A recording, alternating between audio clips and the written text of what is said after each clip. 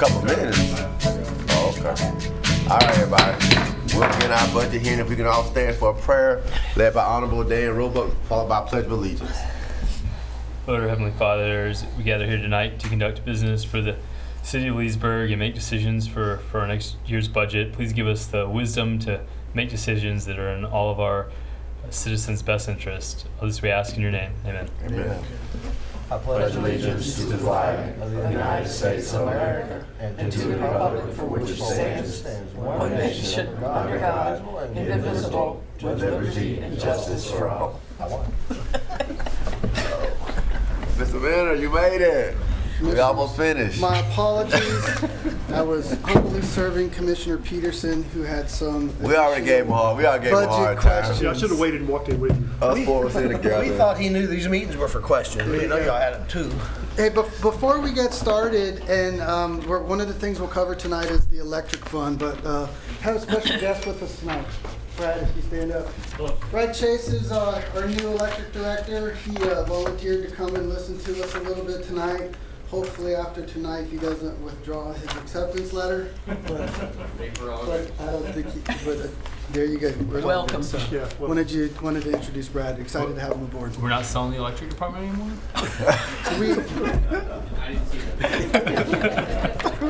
Yeah, Duke didn't quite give us the number we wanted. No, God, not do that. I was kidding. But I'm not positive. I shouldn't joke about that. When I kid, I get in trouble. Right after. Okay, so in all seriousness, so tonight, just a quick recap of, or forecast rather, of where we're headed. We're going to finish up the general fund, hopefully. We'll hit the capital projects, then we'll get into special revenues. We'll talk about all three of our CRAs, discretionary sales tax, gas tax, the building fund, and the housing fund. Then we get into some repeats in there too, in the CRAs and that kind of stuff after we talk about some capital projects. Debt service, that's, we just transfer everything in there and then we go out. And then we'll start enterprise funds tonight with electric and the gas department. So without further ado, off to the general fund. So we wanted to finish up the general fund on two basic notes. The first note is what to do with the unallocated money that we had. So essentially there's about $330,000 of unallocated money in the fiscal year 20 budget, assuming all the revenue assumptions we made, the current millage rate, blah, blah, blah, blah, blah, blah, blah. So all the things that we discussed present yesterday and then maybe even before, I tried to put them all down for you and put a dollar number to use to line up priorities, get your directives, and then put it in the budget. So one would be implement the rollback rate. If you implemented the rollback rate, you go from 2.2 mils to I think it was about 2.02 mils. Or 4.2678 mils to about 4.02 mils. That costs you about $250,000. So you can afford that. By the way, afford is a relative term. Reduce electric rates. So if you wanted to take the whole $330,000, you could reduce electric rates up to 78 cents for the first 1,000. How do you do that? You reduce the electric transfer to the general fund by that number. Then you put that money back in the electric fund. Then you can reduce the revenue in the electric fund. So that's how that works. The 3 additional firefighters. A couple of the other things you talked about was re-implementation of the college tuition reimbursement plan. When that was at its peak, the general fund spent about $100,000 on that, and the other funds spent about $25,000. It's not a big number. We would recommend that if you go back to that plan, you update the policy. The policy would look something like whatever the maximum number for a full-time student at, say, Lake Sumter State College is, and I think that's about $1,450 a semester. So I don't think you'd even spend that, because I don't think you probably pay for credit hour kind of thing. I don't know, but so re-up that plan. My guess is first year you probably wouldn't spend a whole lot, but that's just the historic data, so I would just start at that number. And add on that, I met with Dr. Ortiz and President Sidnor the other day, I think 2 days ago, about their bachelor program. I told them we were talking about implementing that, so that may be something we can talk with them. I mean, if you go to Lake Sumter as opposed to going to a private university, college may cost you a little more, so it may be something they got a strategic leadership program that they do. I think some of our police officers are already taking it, some of our area nurses, so it may be something we talk to them about, see if we can make that number a little more attractive. Okay. Wi-Fi citywide right now, about $1.50.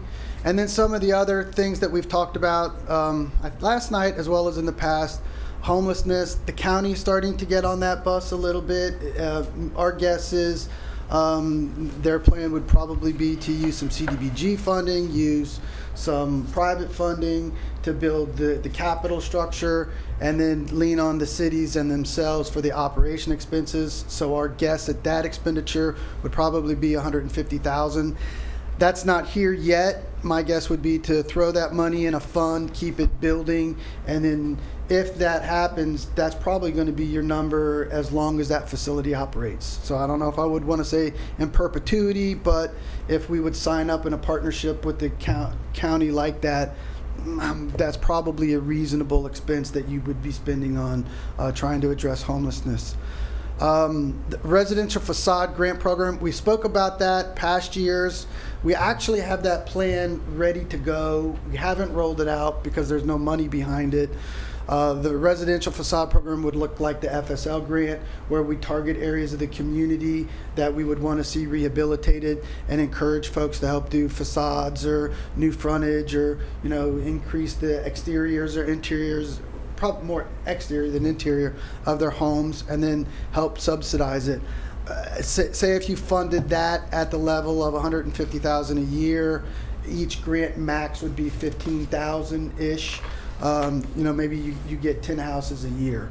The rental inspection program, if we wanted to get into it being a little more strict with rental housing, it probably cost an employee benefits and some operating supplies, so $65, and then the texting monitoring, which we spoke on briefly. And by the way, just if we don't go texting monitoring, we will need to put together a little stricter policy. So I think you could probably offset the texting with a self-discipline and a good policy. So your direction on that? Or if you want to let that sit, we can revisit that at a regular meeting, or wait till September, or just... The one thing that I think that we're going to get into later that ties into this is the CIP, because I think there's some question of whether all the funds are there to do all the things that are currently budgeted because of this, mostly because of the teen center. We had $1 million in the budget was coming from the county that we're not getting.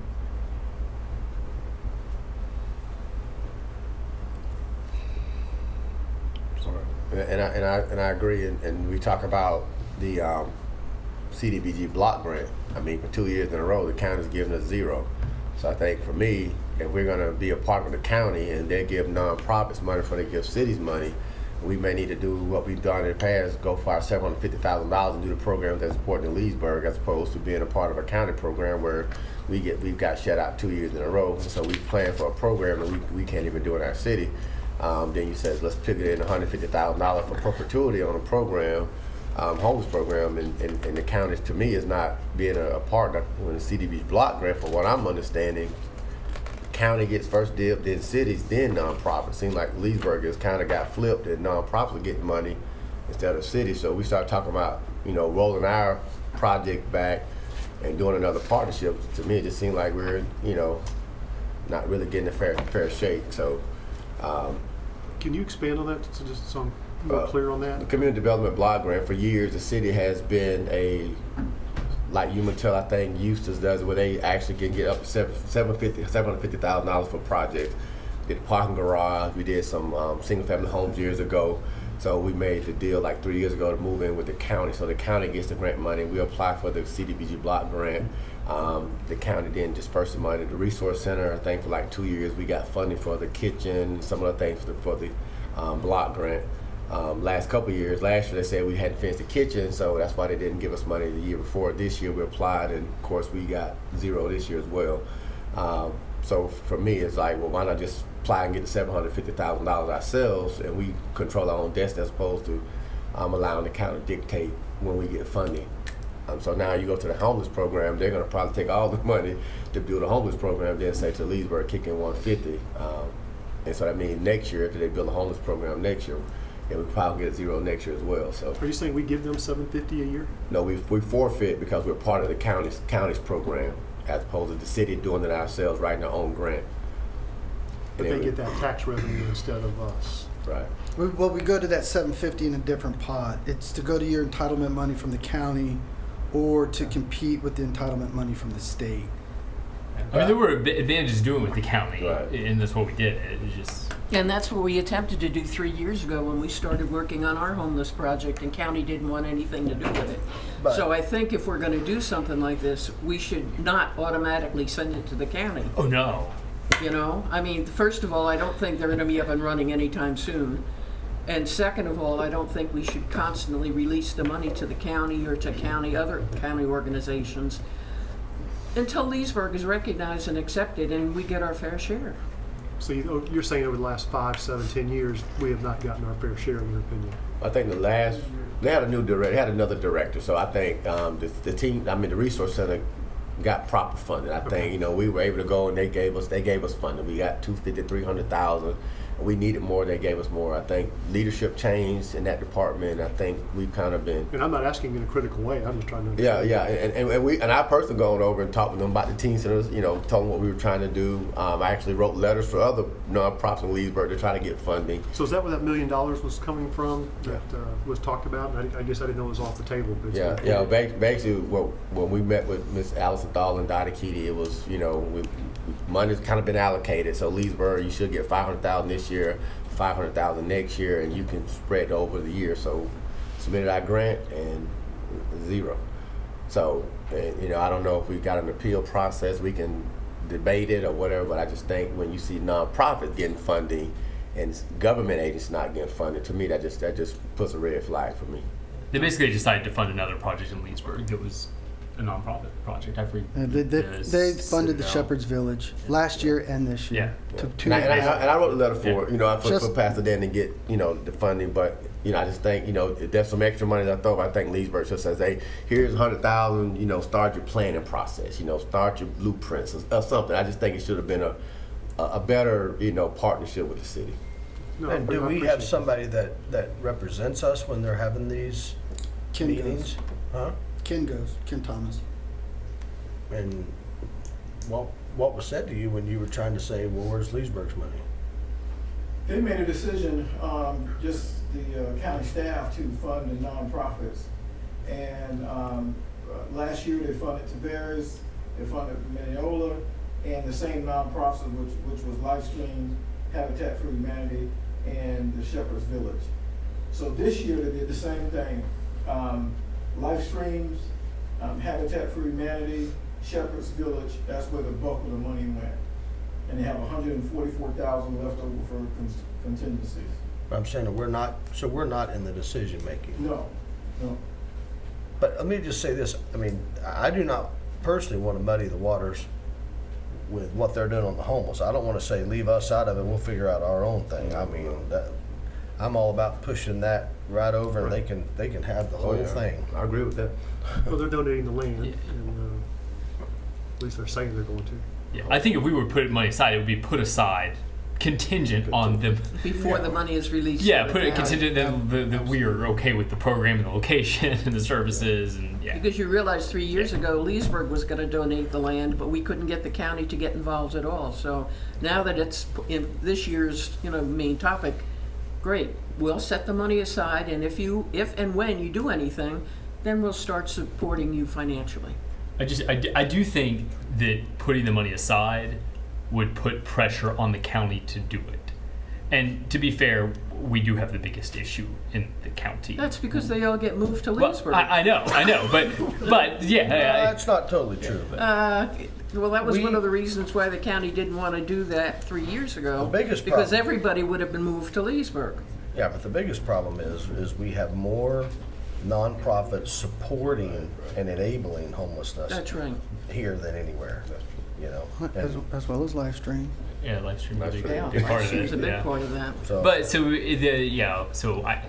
that's something that I do think, putting aside some amount of money so we can go out and we can say, look, publicly, we have committed to solving homeless. You guys need to build a facility and I think, and you know, How far off is this? Commissioner Roebuck, I think, has a good point there. And you know, at this stage, I think these are the kind of the legislative priorities that you all need to set. But I think the homeless issue is a big deal. And I would say from the complaints that you all provide me, that you get in the community, homelessness is probably the biggest one that continues to be talked about. And I think it says a lot for the city to not give the money to the county. No, I agree I'm not with you. saying that. But I'm if saying I think hold if that money you, till the I county think if you starts to do take some something. of this, if you take some of this unallocated funds and you put it towards that pot in a fund, I think you're answering your business community saying we're waiting for a partner and we're putting our money where our mouth is. And I think you start leveraging the county, and I think it shows a sign of good faith.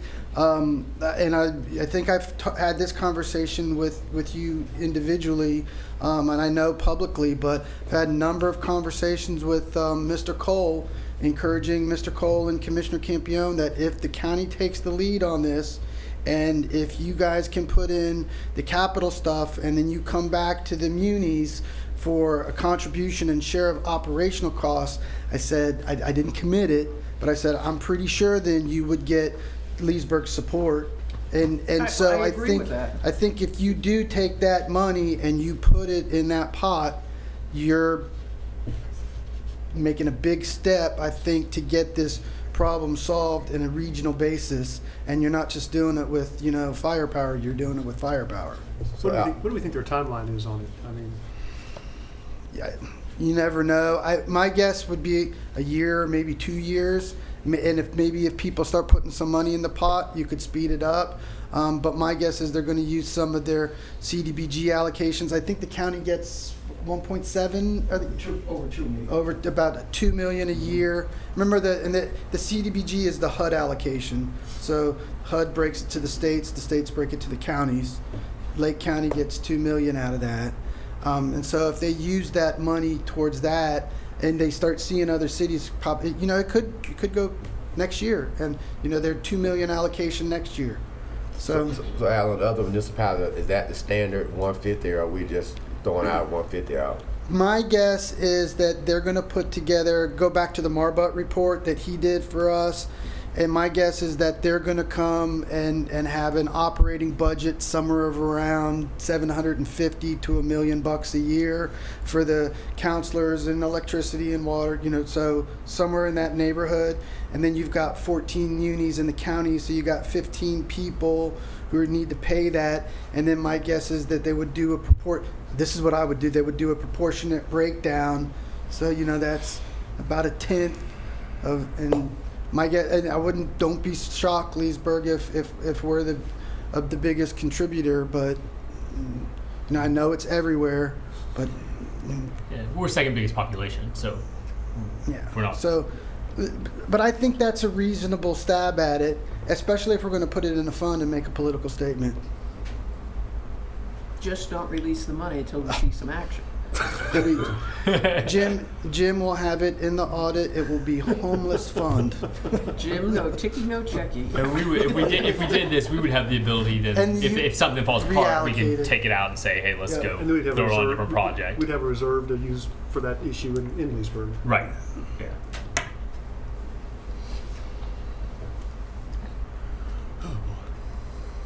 SOL, on the residential facade grant program, I know we're talking about 10 houses a year. Are we going to mirror that with another city, what they've done, the do's and don'ts, pros and cons? Now, are you talking about doing it citywide? Are we going to target neighborhood this year, neighborhood this year, and next neighborhood this year? Are we just going to do citywide and we get a sprinkler here, a sprinkler there, which may not have a big impact? So that's kind of my thoughts, is how are we going to implement this program? Half the program is on Mike's desk, the other half is on Oh, okay. mine, and it's almost there. And I think our concepts would be is that we target the areas of the community that we think needs the most work. So I would probably pick out at least two areas, which would be kind of core Leesburg, in this Main Street to Dixie, 9th to Canal, like that core, Pine Street core, and Carver Heights core, and probably a little bit Beverly Shores core, like up Lee Street.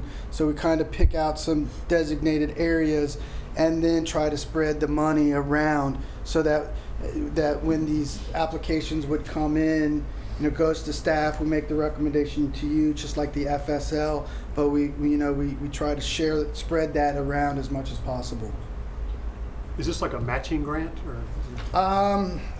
Some form of match? I've forgotten how, did we do it as a matching grant or did we do it up to? We looked at two different It's forms kind of of matching grant as well. as well. We tried to model it off the FSL grant, and the parameters on the FSL grant was, I think, a 75%, right? 75% city, 25. Is that, do I remember? 75 city, 25 owner, no more than, I think it's 20 grand assigned, Yes. something like that. Yes. And it wasn't having any income barriers. And I'm saying it because if I got a senior citizen who needs a house repaired and we're doing 80-20, or if I got a guy making $200,000, I think we did. I think on this one we did put income barriers on it. We did enough to, yes.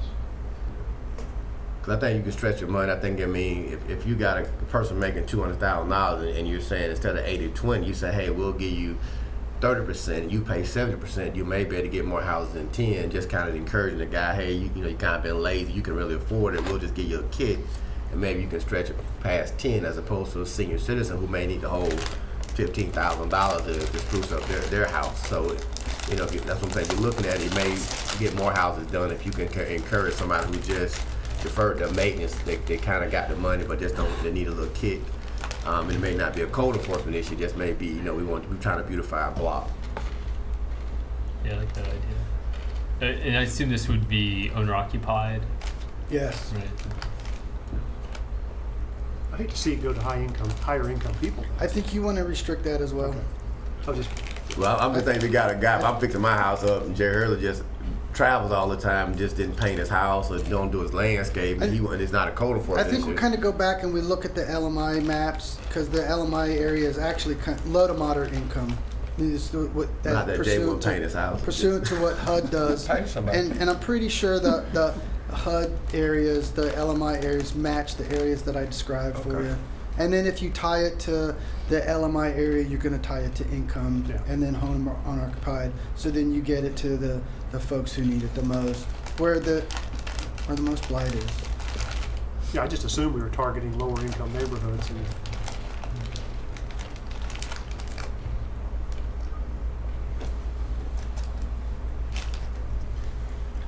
I guess we want everything, yeah.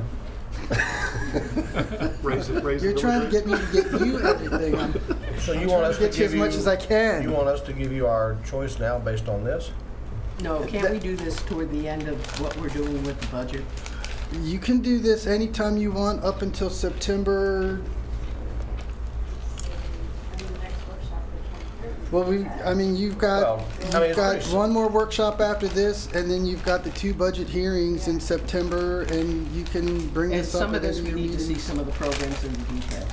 That's what it comes down to. There's a lot of questions right now about how would you do this? So are we gonna come up with that and finalize that, or are we just gonna lay the money aside?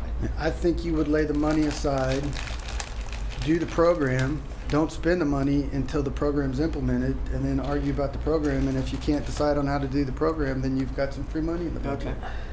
So I wouldn't go do it program centric. I would put the money aside, argue about the program, and then you got the money when the argument's done. Okay. Well, I can tell you right now, for me, I'm not voting for a rollback. I'm not voting to reduce the rates. I'm on the fence with additional firefighters. I support the college tuition reimbursement. I'm hesitant on the Wi-Fi. I support putting money aside for the homeless if they do something. And I support the rental inspection. So there you go. I just went through my list. and that's probably about where I'm at. Yeah, I could go, yeah. I mean, The homeless is my first one. There's just too many people talking about that one, too many people complaining about it. We have to do something. I mean, I think the texting monitoring is something that I hate to spend the money, but I think you have to do, or otherwise we're gonna get in trouble. Or everybody could act as a grown-up and stop the nonsense with the texting. Try calling and leaving a message or emailing. Yeah, I don't think that. I just don't think it's gonna I think happen. we're going to scratch that one off the list, so we I can mean- delete that one. Yeah. Because it's not just but us; it's city help you staff make some- conversations, correct? It's the city Anything staff to do as with well. the city, yeah. Yeah.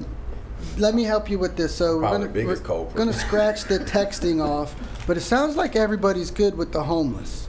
I think so. As far as putting the money aside, Yeah. Okay, so we'll go that. So that's going to bring you down. What's the number there? 180. That's what you got left.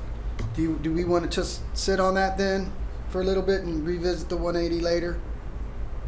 But if we're doing the homeless, why do we have to put the whole 150 aside right now because they're 2 years out? Why Yeah, couldn't we do do 75. 75 or something? Or 100, yeah.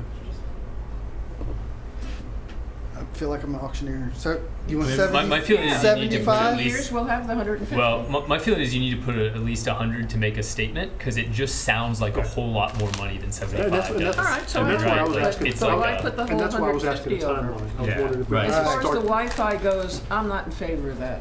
I think that's a waste of money. We've got a lot of restaurants and whatnot that provide Wi-Fi, and that's a nice to have, but it's not a necessity.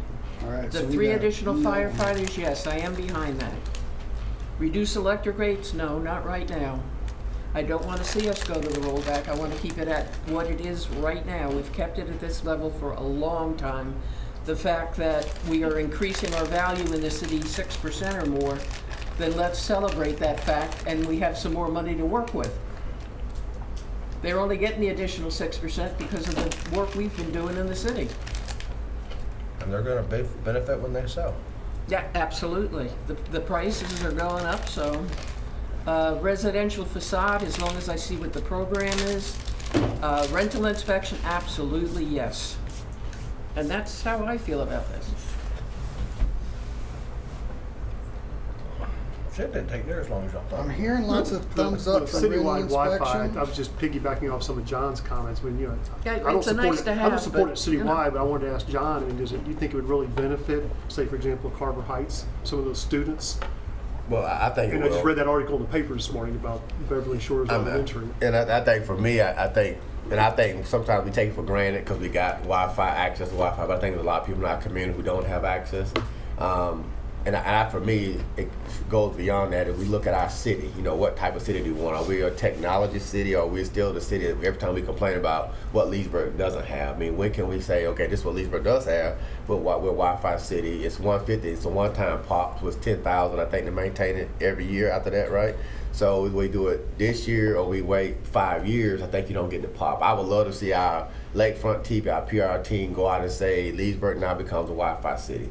You come to Bike Fest, your Wi-Fi. You go to new Venetian Gardens, your Wi-Fi. Baseball field, your Wi-Fi. So to me, it's a marketing tool as well, as not just, you know. And I think it does help the low-income people of our community. Well, you made some comments the other night about you thought there was a need. I thought you said there was a need, say, I think you even said in Carver Heights for some of the houses. Well, I got a few in my church, and to me, I thought, I said, you know, why don't? Because the kids they come to the daycare to use Wi-Fi. So I'm like, what happens after daycare? I mean, you know, mom, you know, that's $30. I mean, most parents, that's a big expense. Something that we says, a parent says low income, I don't need that. And It's so like 80 yeah. to just get internet. If you don't want TV or Yeah. anything else, it'd be You're about right. $80 too. And so I just think that, you know, it's a one time, but I think it just really does a benefit to our city. It makes a statement that we are taking care of. And you see where I was going with that. I was Right. trying to cut that number down and help out certain neighborhoods Right. where people couldn't afford it. And that may be something, I don't know, Al, we can do that, look at the lower income neighborhoods, and maybe we, in some of the high spots where the marina, Remember Venetian too, on the Gardens. Wi-Fi, we can kind of internally take care of that in increments. You know, I mean, incrementally, it's not a big number. All at once, it is. So, I would, if we've got some conflict on that, we kind of let Tino and his group go on the incremental changes and target some areas. I mean, I would say like, where's Tino? Tino's not here. You went home. But there, you know, like right now, you're kind of hot right here as far as being a Wi-Fi city. So. And see, I wouldn't know that. If I came, I wouldn't know that. If I come downtown, I get on city Wi-Fi. I mean, there's no advertisement to say if you downtown, get on the Wi-Fi. Public Wi-Fi Yeah, I is didn't free. know that. You know, so that's what I'm saying. I don't think we're selling it as well as we should to say we are a technology city. We talk about, you know, you hear the newspaper about our schools are suffering, but we don't hear that we're a technology city. We're trying to bring industry. We don't talk much about economic development. We don't talk about what's coming to our city. We're talking about homeless is more than we talk about the new business that's coming. So if I want to move to your city, I hear more about homeless than I hear about new business coming or technology or we're doing advancement type thing. So I would like to hear us talk more about that as well. And we're talking about, and for me, the rental inspection program, I would just like to see how we're going to administer that. It's just going to be everybody who moves out and turns the light on, or we're going to knock on every landlord's door and say, before you turn your lights on, we're going to come and inspect your house and make sure it's good. And I have a hard enough time getting somebody to come inspect a meter to get turned on. So I'm just making sure that if somebody's calling and said, I need to move into a place, do they wait 3 days before they can move in because waiting on an inspector? So that would be my biggest concern about the rental inspection program. Are we going to do this citywide, and will one person be adequate? You start talking about apartment complex that every August or once a year they're probably moving people in and out. Are we inspecting those units as well? Or are we just targeting certain areas? Well, I think it should be citywide, but my question is, and maybe you guys can help, because, I mean, I don't, well, first off, I mean, if I'm on my phone, whether I use my cellular data or I use Wi-Fi, I get the information that I need. But my question is, I mean, what are people using Wi-Fi for? I mean, I don't see businessmen sitting on the park bench on Main Street trying to do their business. So, I mean, are we doing it so kids can play video games? Are we doing it, watch movies? I'm just wondering, what is, I don't know because I don't use it, so I'm not asking that. I'm just trying to understand what is the big use. I mean, how many people in this room go out and sit on the corner of Main and want to know if they can get connected to Wi-Fi so they can accomplish what? I don't know. I'd be interested to know what's the drive behind being Wi-Fi everywhere you go in town when your cell phone can do it anyway. So that's for me. I just be curious to know what is the use of it for. And let's be realistic. As far as Wi-Fi goes, you're talking $150,000 right off the bat. Well, let's take a safety issue. Let's take the fire department. That's only $19,000 more, and take care of those 3 extra firemen. No, it's not 19,000 more, because that's per year. Over 20 years, that's even if you control from inflation, you're about 4.25 million. No. What? You're going to have people retiring from the fire department. And they're going to want to replace them with 3 more. If we find that this doesn't work, we just don't replace anymore. Well, it'll work. I mean, there's no question that you can have as many firefighters as you want. I don't think there's like a limit of how many you could have, and it would With like be the broken. demographics changing in this city, especially in South Lake Leesburg, with District 3, with with that changing and getting so big on seniors, you've got to start thinking other ways. You know, there's other things that are needed down there.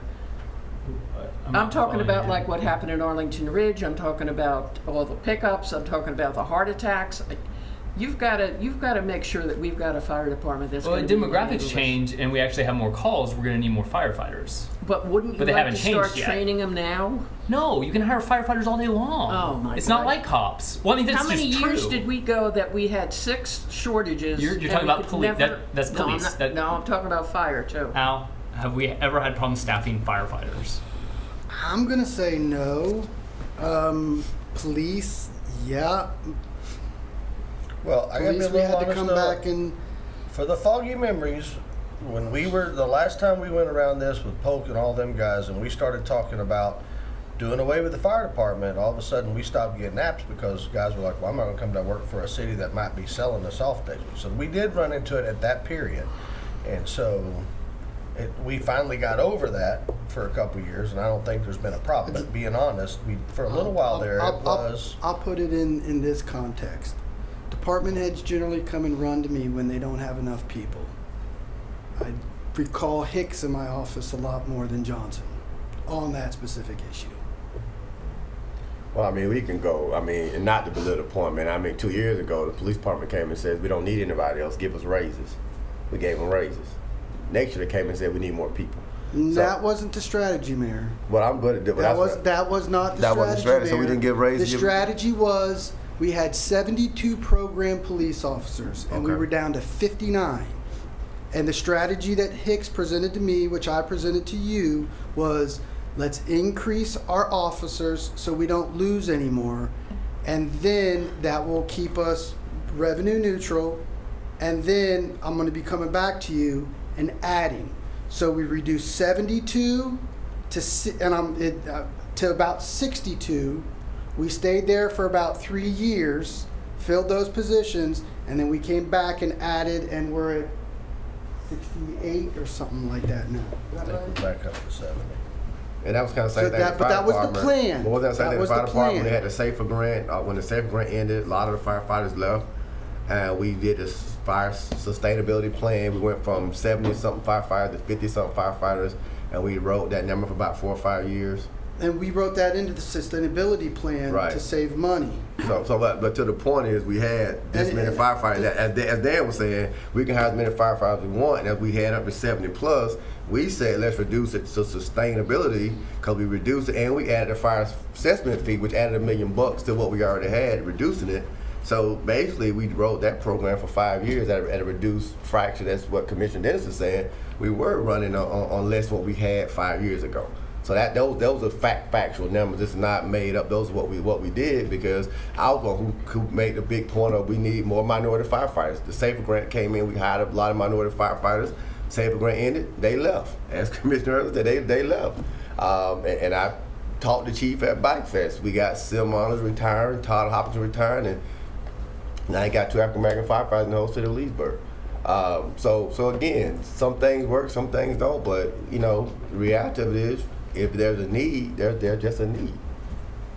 And we can do what Dan said, we can do nothing. We can hire 10, and I'm sure Chief's not going to complain if he gets 10 new firefighters. But I think we talking about 3 this year. And I didn't say it, but I support the 3. I didn't say the other meeting. On the Wi-Fi, that's a one-time expense, and then there's a About 10 Maintenance. grand recurring. 10 grand recurring every year. Well, I would support incrementally doing it. I'd like to just start, I'd like to do areas and see kind of like what the perk is. I mean, just let's do some areas and see what the usage is. I mean, if it is being used, if it's Is it going to compound our homeless problem?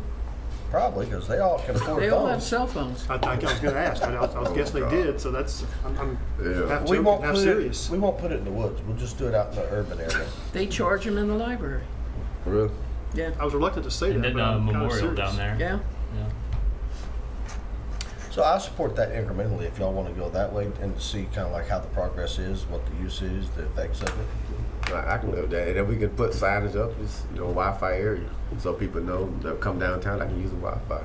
And to Commissioner Hurley's point, I hate getting notification from AT&T that says you used all your data for the month, because I share it with my kids.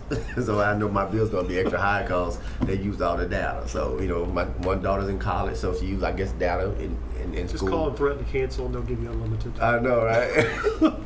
That's what I got. Well, I know I know Lisa, the tuition reimbursement's important to her, and I like that one. Hey, can I ask a question on this? I mean, because I know some cities, so there's 2 schools of thoughts on it. There's the school of thought where if you go take a course at Lake Sumter, we reimburse you. If it is important to your job. Has to be job related. You have to Right, pass you with a make a certain C grade and or all something. that. Right, and you have to make a certain grade. That is the other thing. But the gist of it is, if you go take a class, then you get reimbursed. Yes. But what I would rather do, and what I've seen a lot of cities have great success is that whether that be, let's take a police officer for example, if they go to, if they went to an 80-hour homicide class, then they would get $20 a month to their pay. So for every class, it's a step. And it used to be 20 back in the day. Okay, I see what so you're saying. it's a Yeah. step plan on your. So instead of you paying for the class, they start getting money. So the incentive is to get your education complete instead of taking 2 or 3 courses and then taking 3 years off and taking 2 or 3 courses, because then you're spending a lot of money, but that may not be the fulfillment, or you spend that money and then they leave and take that education that you paid for and go to another department. Because I know the fire department, for example, a lot of times, like right now, my understanding is we're having a lot of applicants from outside the area that are using the small towns as a stepping stone. Then they go back to Tampa or Orlando, whatever. So if it's based on acquiring, their AA or their bachelor's or completing courses, then it goes to their pay. And if they leave, well, then they left the money. Okay, the only thing with that is then if it's not just a straight $20 or whatever, then you're affecting pension and you're affecting everything else. It doesn't tie into your pension because it's just incentive. Okay, pay. I would suggest rolling out the program and giving, well, John and I are on the personnel, we're both representatives to that. Let us work with the human resources people to roll out the program, bring it to you and tell you what we're talking about. All you gotta do is call the sheriff's office or I'm sure Hicks is anybody here from the police department? They didn't care tonight. But almost all the agencies, well, HR could probably tell you, we probably had that We program did, here at one up time. until 2008, we did. No, I'm talking about the not paying for school. I'm talking about the program I'm presenting. So look at it. But I'm just saying, I think it incentivizes them to complete whatever that is, and then you're not just paying for them to get something to go somewhere else. And you can always tie into, if we give you 3 years worth of education, you have to commit to so much time in Leesburg. Yeah, that's. Hey, Hey, but I do support something, whatever. I mean, I support it. I just wanted to pitch that has had a lot of success at making them drive to get it because it's going to be an extra bump on my paycheck. yeah. So I think we're all off of rollback. We're all off of electric rate, probably except for Dan. Yeah, I would absolutely reduce the electric rate. And I'll just mention that something we have done every year, the last couple years, is we've raised taxes, but we've reduced electric rates by a corresponding amount. And so I'm comfortable with that. I am not comfortable with just a straight up 6% tax increase. See, and I diabolically disagree with that. I know you do. Yeah. But, I mean, what is the benefit of property values going up and things going up if every time we finally get a foot in the door to make an extra dollar, we find a place to give it away? And then we want... Because everything else is going up. Follow me, though. And then we want to sit here and talk about all these things we want to do for, residential facade. Well, who benefits for that? The community and the residents. I mean... everything that we're wanting to do. So we're wanting to spend money on homeless. We're trying to figure out how to do all these things, but yet we have an extra $330,000. Well, let's reduce something so that I don't know how we ever get ahead. I mean, Mount Dora's at 7 point something millage. Their properties are through the roof. You can't hardly buy anything in Mount Dora. People are fighting to get in there. And then every time we get an ounce of dollars, we want to turn right around and find a way to give it back. So we never are moving up unless we're selling stuff or trading stuff or. That is one way to look at it. I would say that if our property taxes came close to paying for anything we do, I would agree with that. But property taxes, we were bringing in less than $5 million. Property taxes don't pay for the fire department by itself or the police department. That's the two of those together are $15 million, and we bring about $5 million. So even if we get property prices the same every year, our budget is growing substantially because of communication services tax, because of electric revenues, because of gas transfers. Everything else is growing. So it's the property taxes. Yeah, I mean they're the $247,000 on $25 million budget is not. Al, did you not say that if we lower the electric rates now, that probably sometime this year they'd have to be raised back again? Commissioner Roebuck asked on that Tuesday evening. What we did here recently was we reduced it was $5 off our power cost adjustment due to the gas. I can't guarantee this, but right now we are seeing gas prices at the lowest prices we've seen in a decade. And all indications are that number is going to stay low. FMPA also made a motion last week, fortunately or unfortunately, to hedge a little bit. But in this process, their hedge actually beat their gas budget I think the number was $8 million, and so in our terms, it's about 40 cents a megawatt that we guaranteed off a budget that our power bill is going to be lower. All that in English is, I'm very, very, very hopeful that we won't be increasing the power cost adjustment at least in the next year. I think we're going to see good numbers throughout the summer. We're very hopeful, and it indicates that the winter is going to go up a little bit, as it always does, but it's not going to go up a whole lot. There was a story the other day about an excess of natural gas on the market. So all those indicators are a good thing that gas is going to stay low, and if gas stays low, power cost adjustment will stay where it's at, meaning we'll be sitting at $1.12 for a little while. Is it necessary to go the full 78 cents? It's a trick question. I know, because we did it before where we split it. I'll say this, in if you don't do 78 cents or something now, I think this year you've got a little room to breathe, because I think the power cost adjustment is going to get us through a year. So I think you can brag on that a little while, but you can't rest. If we lean on the power cost adjustment this year, next year we need to be making an attempt to get. You can't let that electric rate sit. Mm-hmm. That's all I'm saying. Well, even if we don't do it now, can you come back in 6 months and see where we are budgetary wise, and see if there's something we can implement 6 months from now? My hope is that we'll be able to do it with gas. With the power cost adjustment. The problem with the power cost adjustment, though, while it's not good, fixed. Everyone else is doing it, so we're not moving. Everyone's cost is going down unless they're pocketing it. But theoretically, and everyone's raising. No, but I also think in the market, look, I will not understate. You have to continually work on that electric rate. We're still sitting at 112. Our base rate's 105. That's still a big number. And the gas is going to fluctuate, but next 12 months it looks good. The other phenomena you got going on, FPL doing what they're doing, I think it benefits us a little bit with some of the legislation that got passed with the hurricane bill and the Public Service Commission letting FPL pass on their purchasing costs and their hardening costs to the customer. That I think in the long term that's going to bring FPL back to us a little bit. But that war is going to rage. I don't want to sound like Mr. Peebles. We're also helping that war a little bit on the gas side. So we have, our number one priority continues to be, we have to be a utility first. And if we lose sight of that, we're going to be in trouble. I think you can have a 12-month reprieve, but next year I'm going to be back here saying, we got to look at that electric. Let me ask you a question. Electric department is doing good, and we've been kind of blessed the last couple of years, and we're in great shape in the electric department. Yes? Yes. We're going to talk about that some tonight, though, okay?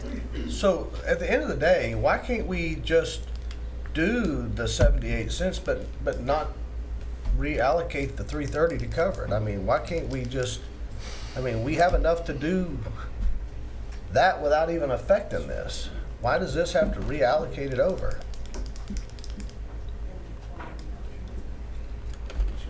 Let me come back to you on that. And I will point the reason that Mount Dora and other cities, and I'm looking it up, I don't know their exact number, but we have a low ad valorem rate, absolutely, compared to Mount Dora and a lot of other cities. But that's because we rely on our electric department in other areas. So if you took like the electric and the gas and the wastewater transfer and everything else, the real ad valorem rate is like 9-something. Yeah.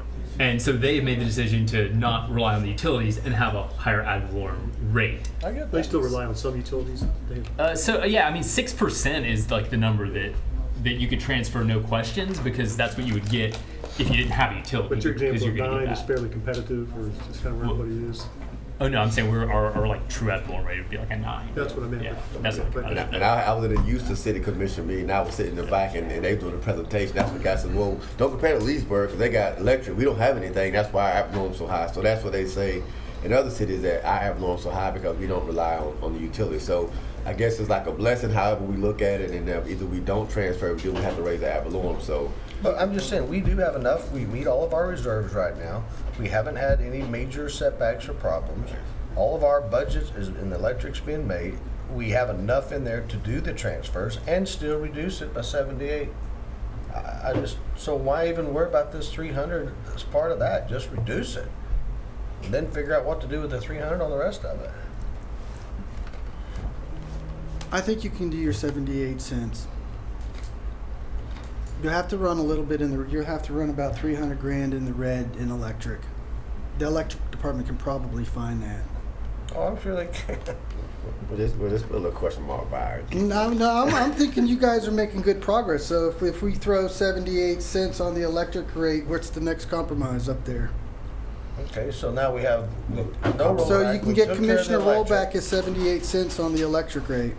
and we're going to take 100 towards the homeless, set it aside.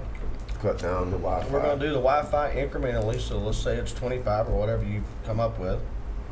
And we do the, I don't think it requires doing a whole 100,000 this year, because I don't think that this year when we first implemented, everybody will run right out there and spend $100,000 the I first feel that year. way too. So let's say Well, we that's our allocated 50 to 75,000. I think that would be more than enough for the first year. I can't believe you're agreeing with me so much now. Which I one is know. the deal? Which There one must is be this? something Which in one the you air. The college The college reimbursement. reimbursement. Okay. So, you know, and then, I mean, I fully just think that after doing some research, that I really think that the rental inspection program could really help us start Yes. getting a hold of the blight. And we've looked at this in 100 different ways. But I mean, at the end of the day, it's just, you know, hey, we got to turn the utility on. You know, they go out and do a 2-minute inspection, walk through. Because listen, here's the problem with slumlords. They don't care what condition that house is. They don't care how it is for the people. They don't care how many people's living there. They just want them in there and getting their money. And so some people are living with bathrooms that don't work, or outlets that, you know, and then here you go. So, you know, and part of this is protecting our citizens who are in situations where they can't afford to buy a home and they're forced into rentals. But it also lets us make sure that, hey, for the kingpin who's got 10 rentals and is just sitting out here raking it in and not doing nothing, it makes him have to keep that house to a standard, and it lets us have a peekaboo at what's going on instead of waiting until catastrophe happens. So, I mean, for me, and you can charge for that. So, Absolutely. you know, even if you charge $25 an inspection, I mean, if the landlord is going to flip his house 4 times in a year, well, then he, you know, it cost him $100. Let me ask you a question, Al. Quit roaming. I'm getting budgeted. Do we down. need certificates of occupancy for these rental houses for people to be able to move into them? Because that solves the problem right there. Well, that happens That- pretty we We big. don't require it. Yeah, it's not changing. So now, use. see, well, it's not changing the owner, but it would be changing the people moving in. Yeah, but that has. And that could be done with the inspection. No, it's not changing use. That's to be changed of use. Just to save some trouble on this topic, because we got it down as a one. When this issue came up Monday, I believe you brought it up at the commission meeting, Commissioner Hurley. I have talked with our building official in Kinsley. Fred Morrison also gave me when we tried to do this in years go by. So I got both of those things sitting on my desk. We got history. You know, on I've this. been in the budget tank, so as soon as that's done, we'll be back. And now that you've made this a priority, we'll circle back the wagons and start bringing you. We've got 2 programs you haven't gone to the facade program yet, but right now you got 2 programs that we need to work on to get you policies: the inspection program and the college reimbursement program. And I just Based on what you one picked thing based on the mayor's comments. I've had some discussions with other people that own a lot of rentals. They're a little nervous about this. I think there needs to be a component of the program somehow where if you're responsible and you want to enroll in some sort of program, you can somehow bypass these meter inspections by maybe you somehow schedule a yearly inspection, when you set it up for people that we know we don't have problems with them. They do this, they maintain their property, so it's not a burden. So you're saying on either them. or, you can agree to an annual inspection, or else you're going to be subject to every time the Yeah, tenant turns. right. Yeah, something that's a little But easier.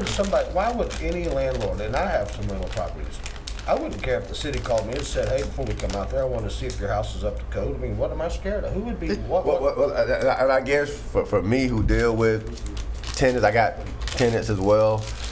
I'm just thinking that there are some segments of our community that I can tell you right now, if this rental inspection program went to certain neighborhoods, and I'm not talking about, we keep talking about the landlord, but I can guarantee if I go to a certain neighborhood and says, your 10 units don't meet inspection, they're not gonna go spend 50 grand. They're gonna tell everybody to get out. So that's gonna be your catch-22. When they walk out to the Circle, walk out to Stinson Street, knock on those doors and say to this landlord who lives in Miami, who can really almost care less, he just gets a check in the mail and say, hey, you gotta put all new windows in because we got, weatherization issues. They're gonna simply say, you know what, tell those 10 people to move out the house. So now we have no social service department in our city. So now we just told the inspector who went out and says, hey, boom, I'm in a catch-22 because this house doesn't meet standards and the landlord won't fix it. Now what do? You red tag and tell those families you got to move out.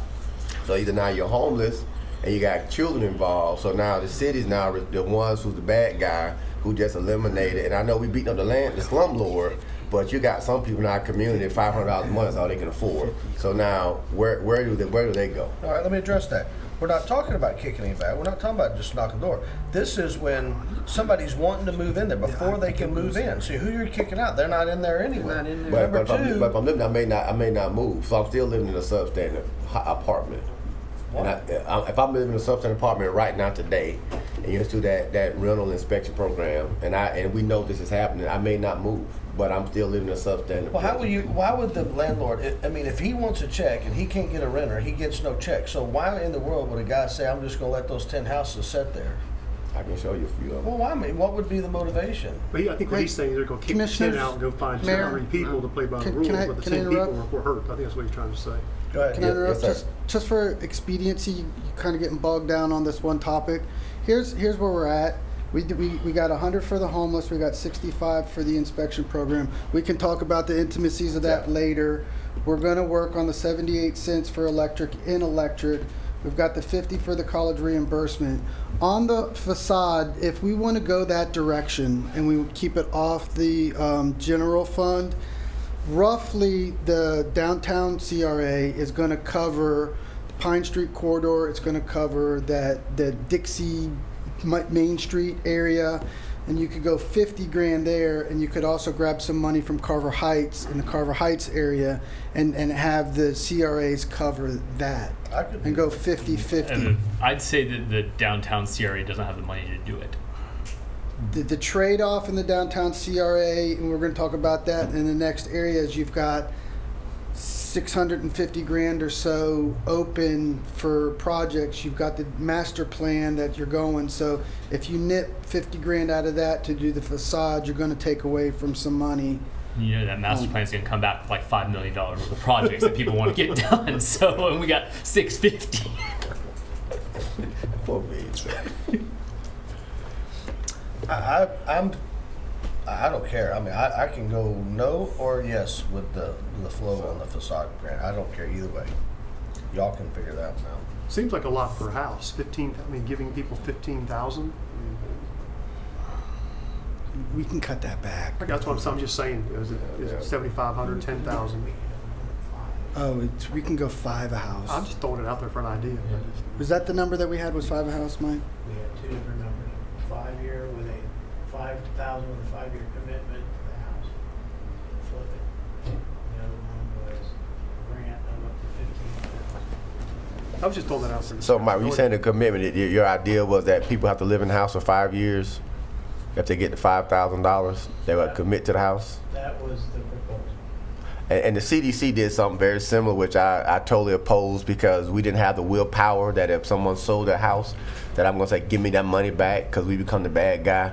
And so, for me, unless we're going to simply say, if you sell this house, I want my $5,000 back at closing cost, so somebody prorates and give me $4,000. And I know, we got the willpower to do that, but I'd be okay with them selling because then their property taxes are going to go up. So with that 5-year commitment, if they sold, they keep the $5,000 with you, or they get a $5,000 back to the city at closing. How would you go on with that money? And not to bog it down, but just why we. That was one of the proposals. Yes. Okay. Again, I don't care if you let them have it or if you make them pay it back. I support either one. I support everything. I know, he's a nice Moving guy. along. No, we don't have it in the CRA fund, so we still don't have that program funded yet. Hopefully they sell it for 5,000 more than what it's worth. They can give us that money back. They can You do want it to again. shrink it and keep it in the general fund? I mean, that would be my preference, because I think we're going to have a lot of CRA projects. And I would say shrink and see how it goes the first year. I mean, we get people coming and saying, I need 10 grand, 15. I think we can revisit it next year, but we can Say just, 50 grand and keep it in the general fund. See, 15 starts putting new roofs on. Yeah. I'm not for that. Yeah. Well, we can keep that number lower and go put back some to stuff I'm on at the it. five. Put some And stuff we'll on it, some modify. paint, man, to make the face look good. I'm So look- I'm 5 all- grand kind of cap. We'll bring you a program. 50 grand for it. We'll put it in the general fund. Okay. Got some cooperative tonight. Yeah, everybody. So that leaves what? These are Firefighters? vacation. Firefighters. All right, you've got 65 grand left.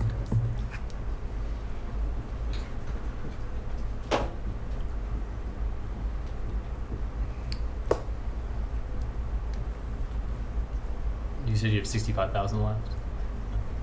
You want to cut the electric by another penny? Let's see. That's where I'd go, but Throw that. I'm 60 happy you got me my 78 cents. So, but I just think that when we get to these CIPs, that we're short $1 million. So that I think we're going to have some other funding issues. What does 78 cents save us in dollars or cents? 1%. 78 cents. plus 1%. Oh, What's it? it's 78 cents off your monthly bill if you use 1,000 kilowatts. What's that do to the budget dollar wise? Oh, it's 300 grand. 330 grand. Yeah, that's right. Every half. So we Over That's the- what I thought you were showing. You were Oh, saying that's- over in the electric fund. We'll talk about that in a little bit. It's not a And crazy. you know, I know why we do that, It's but not just a let me crazy say number. this. Literally, you can go back through it and look at it on your own feeds. Every single time we have cut the electric, people go, ooh, I saved 78 Yeah. cents. It's like, The reason we do it is because we we have need to get compliance. I Yeah, know why right. we do it, but there ain't no bragging rights to nobody. You're trying Yeah, right. No, all we do. In fact, I get attacked more on Yeah, I Facebook know, when I we cut know. the rate. I'm like, Dan, stop talking. They're not going to agree with you no matter what you say, It doesn't Dan. matter. My bill was in the summer. $300. You saved me 78 cents. No, my bill That's went up good. $300. Where does the savings coming in? Like, wow. So what do we need to address now, Al? You got 65 grand left. You can give it to Commissioner Roebuck and reduce the transfer. That's enough for one firefighter. Also, the 65,000 doesn't include the 3 firefighters? You're Nope. 100 short now on that one. Oh, well then, I think we need to cut something else then to get to the 169,000. I guess we better have the discussion if that's the direction we want to go before we start cutting. That's right. Well, I want 3 firefighters. Commissioner Roebuck, you want to Maybe we could put the share Knights with of us? Columbus house back, building back on sale. We ain't did nothing to it. No. Yeah, 225, there it is. You want to tell us where your vote is? I'll just I want to assume. keep you in suspense. I'll just assume. keep you in Mike, suspense. Mike, do you have a preference on the fire department? I've been really torn on that one. I was probably leaning towards it till I see all these other matters up there, so that, just makes it a tough decision. I did ask the question the other night about, can you add 1 or 2? I mean, you can. I mean, I know the chief wants 3, but, could we? How many of y'all want the firefighters? We're looking at that. That's what we're trying to figure out. Well, they're Al can make it work. Here- Make it work your magic, Al. If we can automatically Look, go out and I- get guys to mow lawns, then I- I think we can get firemen. I think y'all know how I feel and my recommendation on the fire department. If you're telling me to find a way, I will find a way, because that's what the majority of you do, and I respect the collective decision, even though I don't agree with it. Having said that, what I would suggest is if the consensus of the commission is to find the money, I would stop now. You got 65,000 still in the bank. About 2 weeks, the state revenue numbers come out, and let's see where those revenue numbers go. Typically, Brandy's a little bit low on those numbers. If the state revenue numbers come in, that's probably going to pick up your 100 grand. So we can do everything plus the firefighters. Give it 2 weeks. When we come back, when we come back on the next Tuesday, the whatever. 23rd. Yeah. So you want to stop there for now? I would recommend the answer to that be yes. Just helping you out. That's fine. Thanks, Brandon. Everybody ready to move on to the... Yeah. One more, so moving along, I think that was a good discussion. One more issue that came up and then finish off the general fund, but for the firefighter question. The pay range adjustments, the couple of issues came up with the department heads. Again, hopefully, moving forward, this is a city manager matter, but what I would recommend is that the police chief and the fire chief, their ranges be adjusted from a 142 to a 144. Both of those employees are capped now. By moving them to that 144 level, that will allow them to get the full COLA and then grow for a couple of years. And also, I think if you're going to do that, you need to tackle the public works director and move the public works director from a 144 to a 147 so that employee can receive the full level of the COLA. It's in your hands. So how we'll address that is when we readdress the budget, the pay range chart will include that modification. That puts to bed the general fund for a little while. So now let's talk about the next difficult conversation. And after CIPs, I think the night becomes a lot more easy. So capital projects. I wanted to start capital projects off with, as we were doing the Resource Center and Venetian Gardens, and we started organizing stuff when we did the sale of the 470 property. I don't know if you all remember this chart, but we did a presentation. Of course, I left it on my desk. But we started identifying what we thought were priorities, highlighting where we get the money, how we do the pay-as-you-go, and I can't read it from here, but we identified Venetian Gardens, the downtown link, which is kind of, we started the master plan instead. We identified the swimming pool. We identified teen center, marina expansion, corridor improvements as the immediate priorities. So with that, we also said we want to do a lot of stuff, but we don't want to go in debt. So pull the rabbit out of the hat, which is what we've done. And so we've developed this pay-as-you-go philosophy to make improvements to Leesburg. So here's how much money we have left in that war chest. I talked to you briefly about this last night. We estimate that your general fund balance is going to be at $10 million at the end of this fiscal year. So that's September 30th this year. We're recommending that you maintain more than a 20% fund balance. We're saying stay at 7.5. Whatever's above 7.5, we think is a good, reasonable number for cash one-time capital improvements. Fiber, we still have $3 million in reserve after the sale of the fiber system. And in December of this year, wrong number again, I still didn't fix it, you pointed that out last night. 1.8 million is coming to us in December. So if you add these three numbers together, that's how much cash you have left for capital improvements. Oh, by the way, we talked about a big giant number, like $18-20 million by putting this plan together. That's what we hit, commissioners. We hit $20 million in cash from the plan that we put together. Don't forget, we've spent about $13 million cash in Venetian Gardens. 13 million plus 7 is 20 million. So from the 20 million of cash that we've put together for the last 5 years, you're down to 7 million, 7.5. Now, there's also the other 5 million from the property sales that needs to stay in solid waste. We'll talk about that next Tuesday. So you're at this little bit of a precipice here. My guess is it's going to take a few years to spend $7.5 million. Your growth is out a couple of years. So until you start realizing the big revenue areas where we've worked hard, this is why the gas deal with the villages is critical component of our future growth and capital improvement. That's an enterprise that after operations, if we use that money strictly for capital improvements, is a humongous source of revenue. It's not there yet, and that's why fighting that fight is a lifeblood for us, and also that new tax revenue that hopefully will come in. But we are 3 to 5 years away from those funds.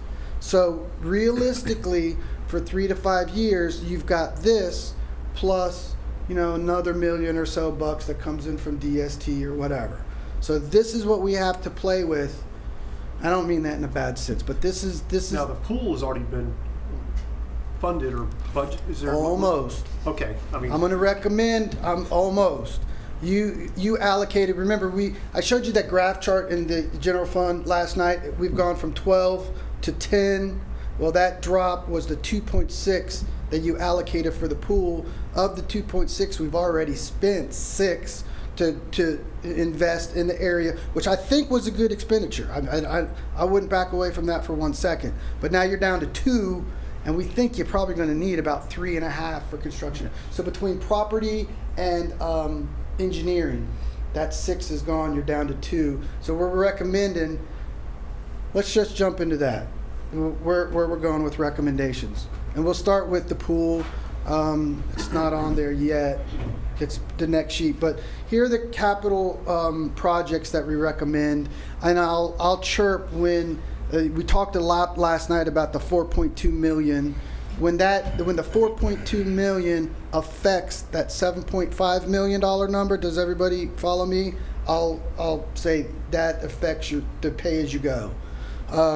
Road surfacing. Last year we did $0 in road surfacing. This year what we did was we took all that gas money that we got from local option gas tax, we put it in the general fund, which was a reasonable thing to do to offset maintenance. This year we're saying hold some of it back. So we're weaning the general fund off that local option gas tax, which is a good thing, to the tune of about to the tune of about $400,000, and we're splitting that $400,000 between road resurfacing in areas and Beverly Shores sidewalks. Now, where are those sidewalks actually, Beverly Shores? How much sidewalk do we get for $150,000? Commissioner, I didn't bring the numbers, but what we're doing is starting at the Beverly Shores schools. Okay. And moving toward Lee Street. It's coming. There's 3 or 4 of those kind of side roads that the kids are using to basically walk home, and they're out in the middle of the road. So we're coming out of the school going toward Lee Street. Okay. And that was my concern about the school, the kids and the school. We're trying to get that funded through the Safe Schools program. So we're hoping to leverage that money and get more money to do it too. But that's where we're headed. Yeah, I think it's at the MPO, and after they were saying they have money through the Safe Schools that most cities are not taking advantage of. So that may be something. I know we talked about on Griffin Road where we got Same complaints thing about there. that. Yes, So. sir. Okay. next one is going too far. Next one is typical just re-roofing of facilities. We take out a solid waste. The Corrine Williams Playground. Corrine Williams is the road up there off Griffin Road by the electric department, the subdivision. So why is that bathroom so cheap, Alex, from what we built before? Not at $50,000 cheap, but are we doing something a little more concrete, less to get vandalized? One thing that makes it cheap is it's sitting right next to that lift station. so Okay. it's easy to connect. Okay. Is a big part of it. Okay. Susan Street. That's the master plan for Susan Street. The master plan, or I thought we had a master plan for Susan Street. Is that the I'm mixing up. Travis, help us, Travis. That's for the football field. We started a master plan for Susan Street. We shifted that around to take that money from Susan. We started out with a master plan for Susan. New concept here. Okay. Couple past years, we started out with a master plan for Susan Street, which was to put the pool in Susan Street, to connect it to the gym, Right. to go into Birchwood, maybe take that area and as a taking and redevelop an entire park around it. As we got into that concept, it really, I don't think it was well received. We took that Susan Street money and we shifted it over to the Pine Street concepts. Since we did all that, Travis has been in touch with a couple of different donators where potentially, I'm gonna say the names. No. There might be a local person who's from Leesburg who might have played for the NFL, who's interested in maybe developing some recreational concepts in Leesburg, where Susan Street would become not just a baseball, would lose the baseball concepts and would become more soccer or football concepts. To encourage that development, we think we need to we still need to go back and do a master plan that addresses a master plan that has the potential to bring in a pretty sizable donation in the 7-figure range. Hence, still a Susan Street master plan, but one in a different way. The teen center concept. Teen center concept, it's been one we've talked about for a little bit. The teen center concept is, Commissioner Roebuck mentioned $1 million short earlier. This is where we're in a little bit of a pickle. We've estimated that the construction of a teen center will be in the neighborhood of about $3 million for construction and design. CDBG, we were counting on $500,000 in 2 cycles to match. Hopefully Boys and Girls Club or some other organization contribution of $500,000. Didn't they say they were going to contribute $1 million to that? They said $250,000. Oh. So I think they're going to be good for this number. No, Boys and Girls Club can I'm on the board. They can do the They'll come up. 500,000. That's the number. They'll I come said up with before. 5. I've heard from a number of Boys and Girls Club sources that they're good for that. I had been told 500 a couple years ago. And they have Yeah. almost that much in the Then capital account. They can raise the difference quickly. Then your number of 1.5 million, this is out of the pay-as-you-go war chest. Problem right now is we don't have that number. There's a couple of different ways we can get that number. We can shift some money around. We can hang out with Lake County to see if we get that funded in out years, or we can get out of the Lake County program and we can go back to the small cities program, which is what the mayor referred to earlier, where communities have the ability to get up to $750,000. No, doesn't the grant, I was reading the recreation board meetings, mention that we couldn't put it where we wanted to? Yes, here's where we're at. And that's with if we this funding. Let's talk about where we wanted to put it. Priority number 1 is next to the gym. It's that east side of the gym where it's flat between the gym and the basketball courts. That is prime location number 1.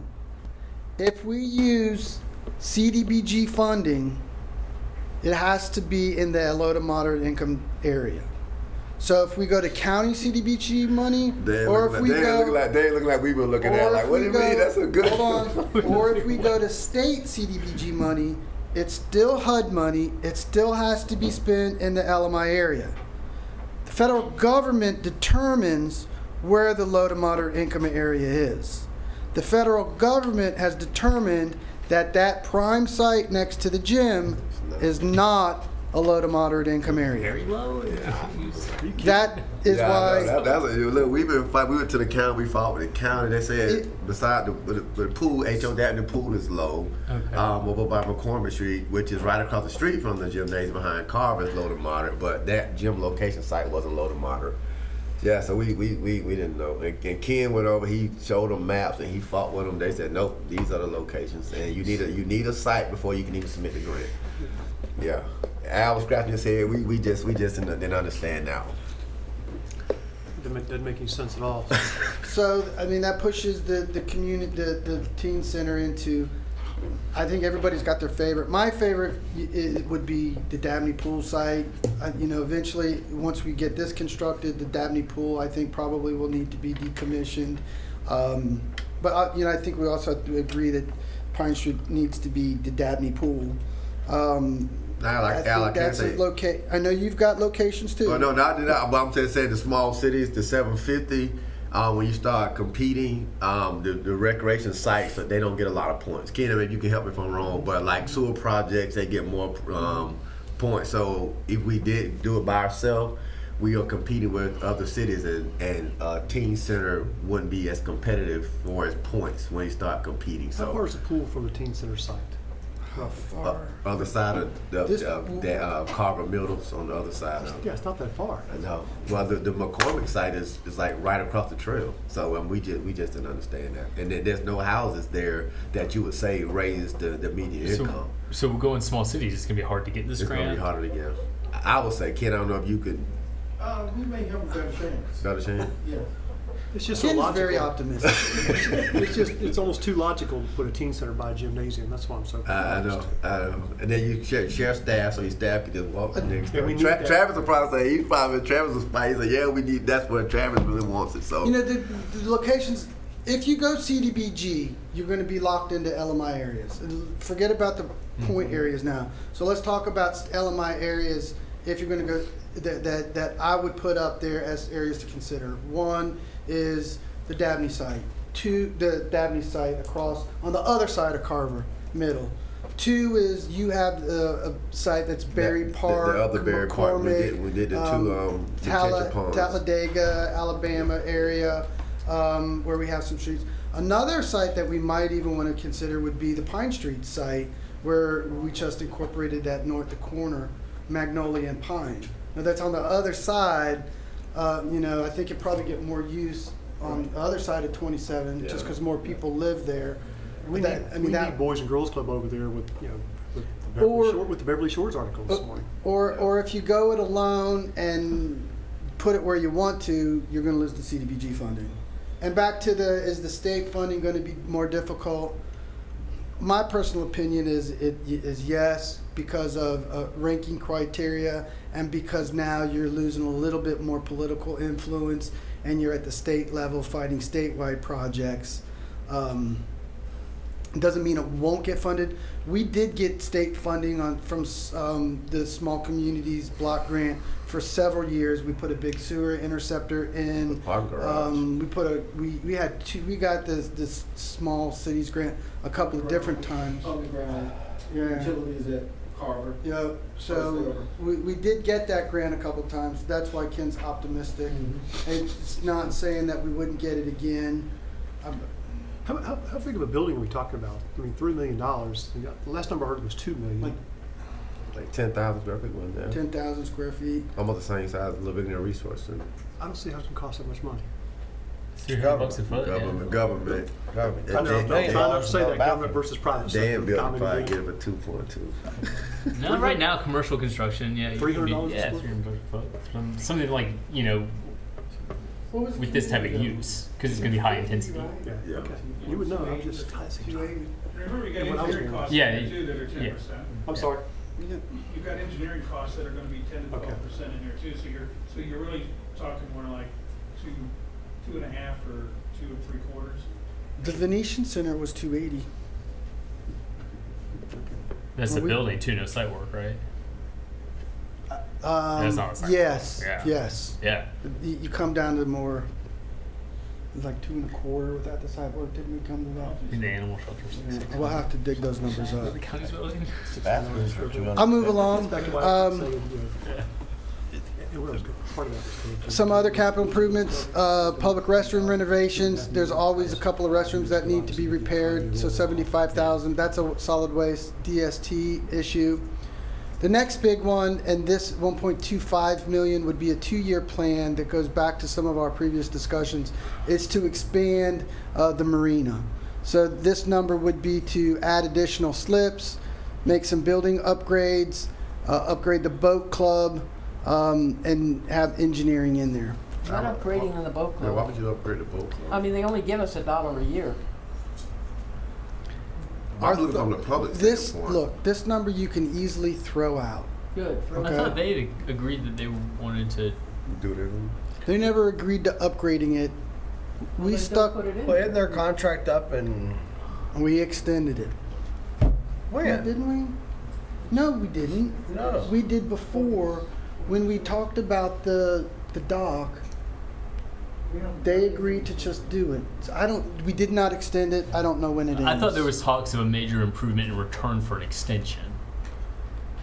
That's not us paying for that improvement. So I mean, where's this coming? I mean, that's some staff levels coming up with the 500,000. We're just thinking that soon, once everything's all nice and built down there, we're gonna get maybe we need to fix that facility up. If we're seeing head shake no, you can throw that out really Put that easy. to the team center we have right there. But no, I think the slips are definitely needed. So we like slips, we like building upgrades. Which Well, I don't- building? I like the building. The marina building. Oh. No, and okay. I mean, I think the boat club needs to be upgraded in some form or fashion because it's going to look pretty dated Freshen it next up, to it. It's new going to look roof, pretty dated next paint. to. Well, let them do gut it it. for $1 a year. They can put some money into it.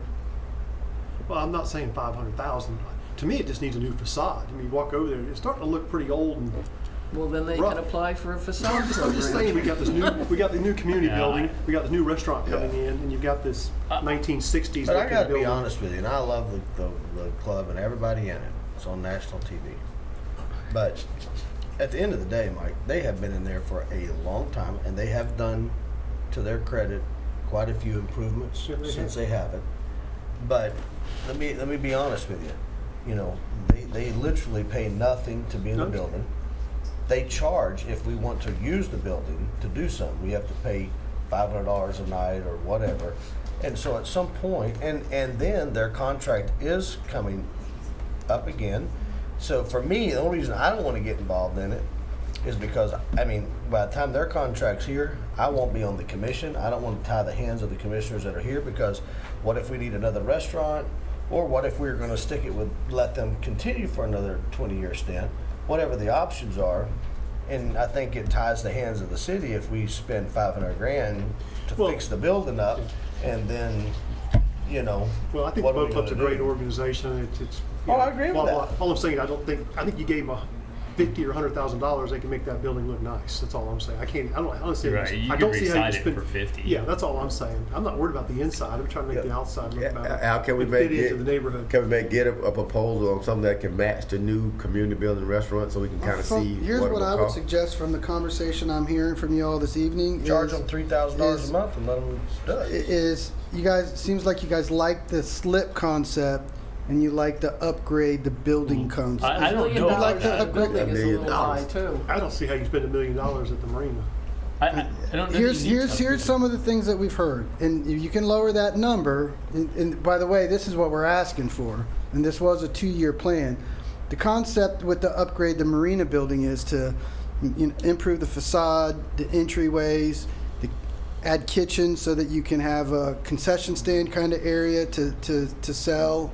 Have a contractor that would come in and have more of a concession area, hot dog, hamburger stand for the marina area. Those would be the improvements with the building. That might not be $1 million, but Well, you have a new restaurant coming in there. Yeah. Next to I don't want to do anything though. I like the building the way it is. I'm not a boater, never been there, so I'll leave it up to these guys. I don't think they need a restaurant. You got the Do we like the other slip restaurant there. concept? You've got I'm the all about the lighting slip. guys during the summer. I'm like I making get this. one out of- Do we one out of like the four, slip Al. concept? I like the Yes. slips. Yes. And we want to use our pay-as-you-go war chest to do slips, which if we do believe that if we do slips, that will generate revenue for the general fund, and you can probably recoup that.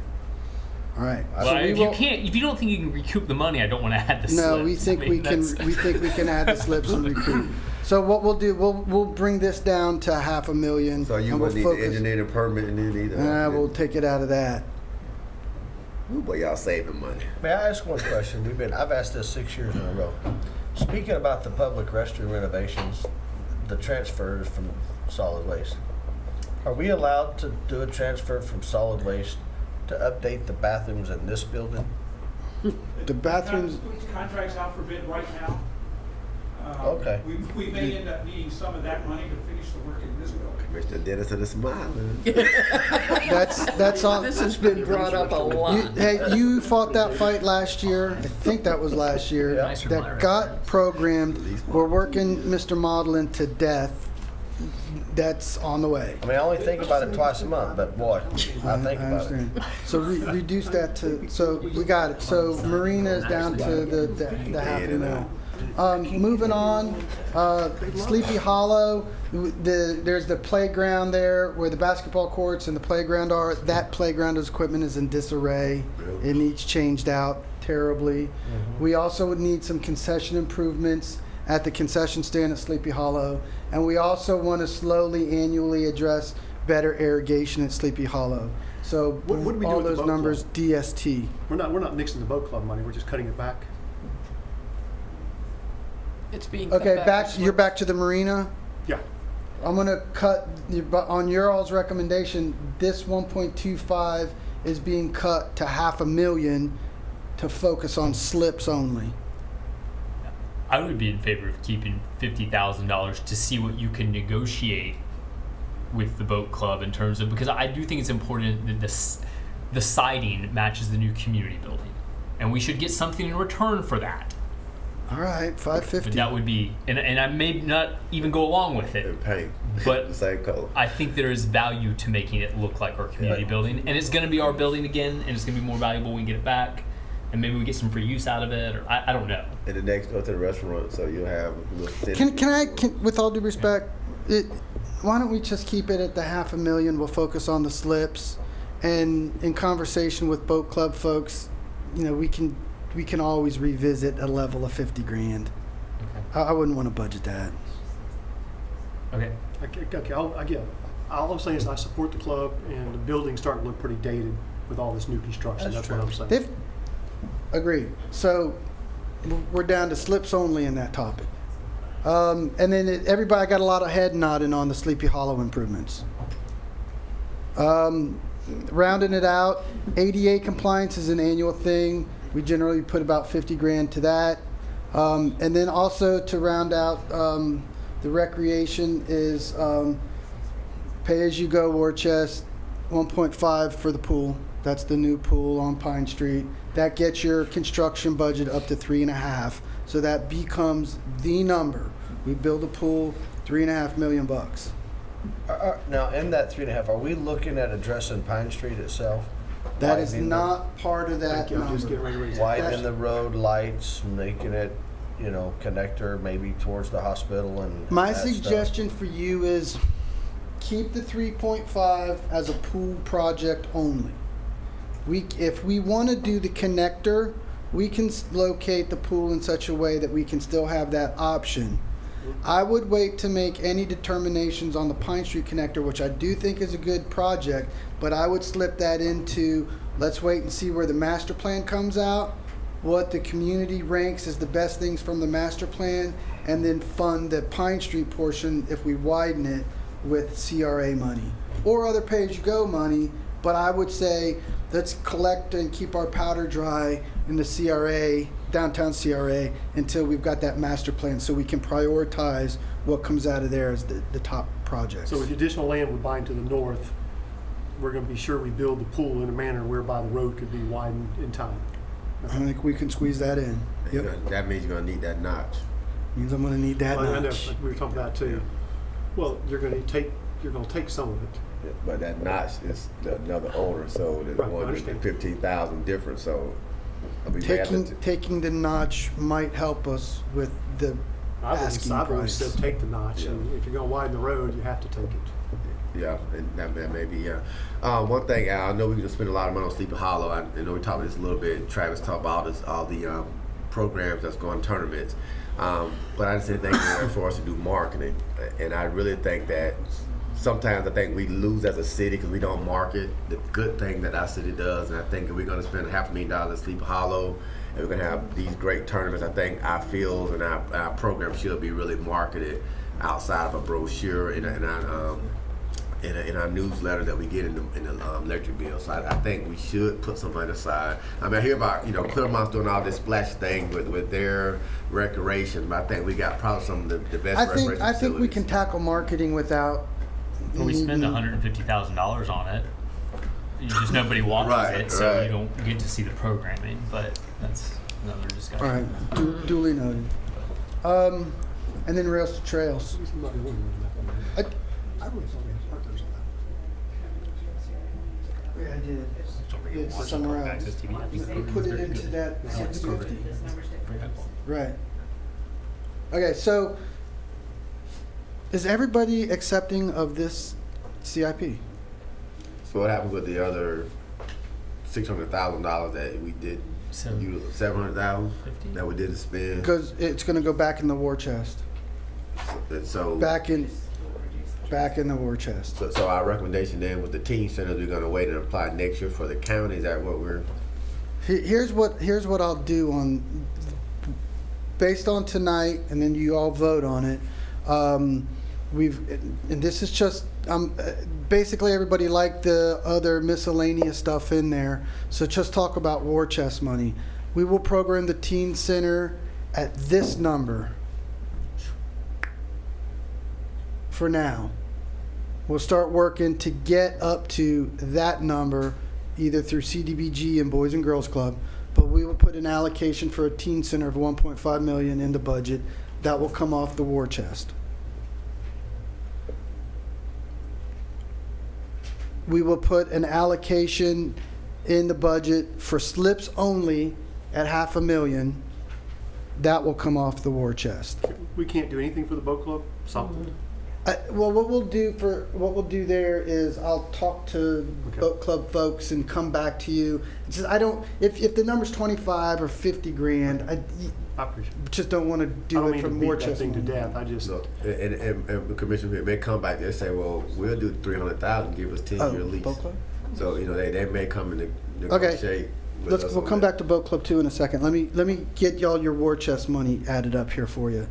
Then the last thing is the 1.5 for the pool. So this evening you're allocating 3.5 million from the pay-as-you-go fund. So that number becomes this number here with 4.2. It's not 4.2. It's 3.5. So you're going 7422127 minus 3.5. What's that equal? 750. 750 on top of 3 million. No, that number, you guys are going the wrong way. Hold on. You're like 925, 3925. Right? Hold on. Leftover. Come on, Brandy. Come on, Jim. On the spot. Instead of this number, instead of having 3.1 left, you'll have 3.922. So this number goes to 3.922. That's what you said, Dave. I got 3,000 on it. So that's where we're at on the CIPs. Which is good, because like That was was- like globally the 3.9 number like scares me a bit. Like, that's low. I mean, we've been talking about, we got a whole lot more than $3.9 million of projects we've been talking about. That's what we got left. Yeah. Luckily, they were all budgeted over prior years or something. All right. Well, that was I just mean new things that people that was good want. progress. But- It should be downhill from here, Talking too y'all. much, man.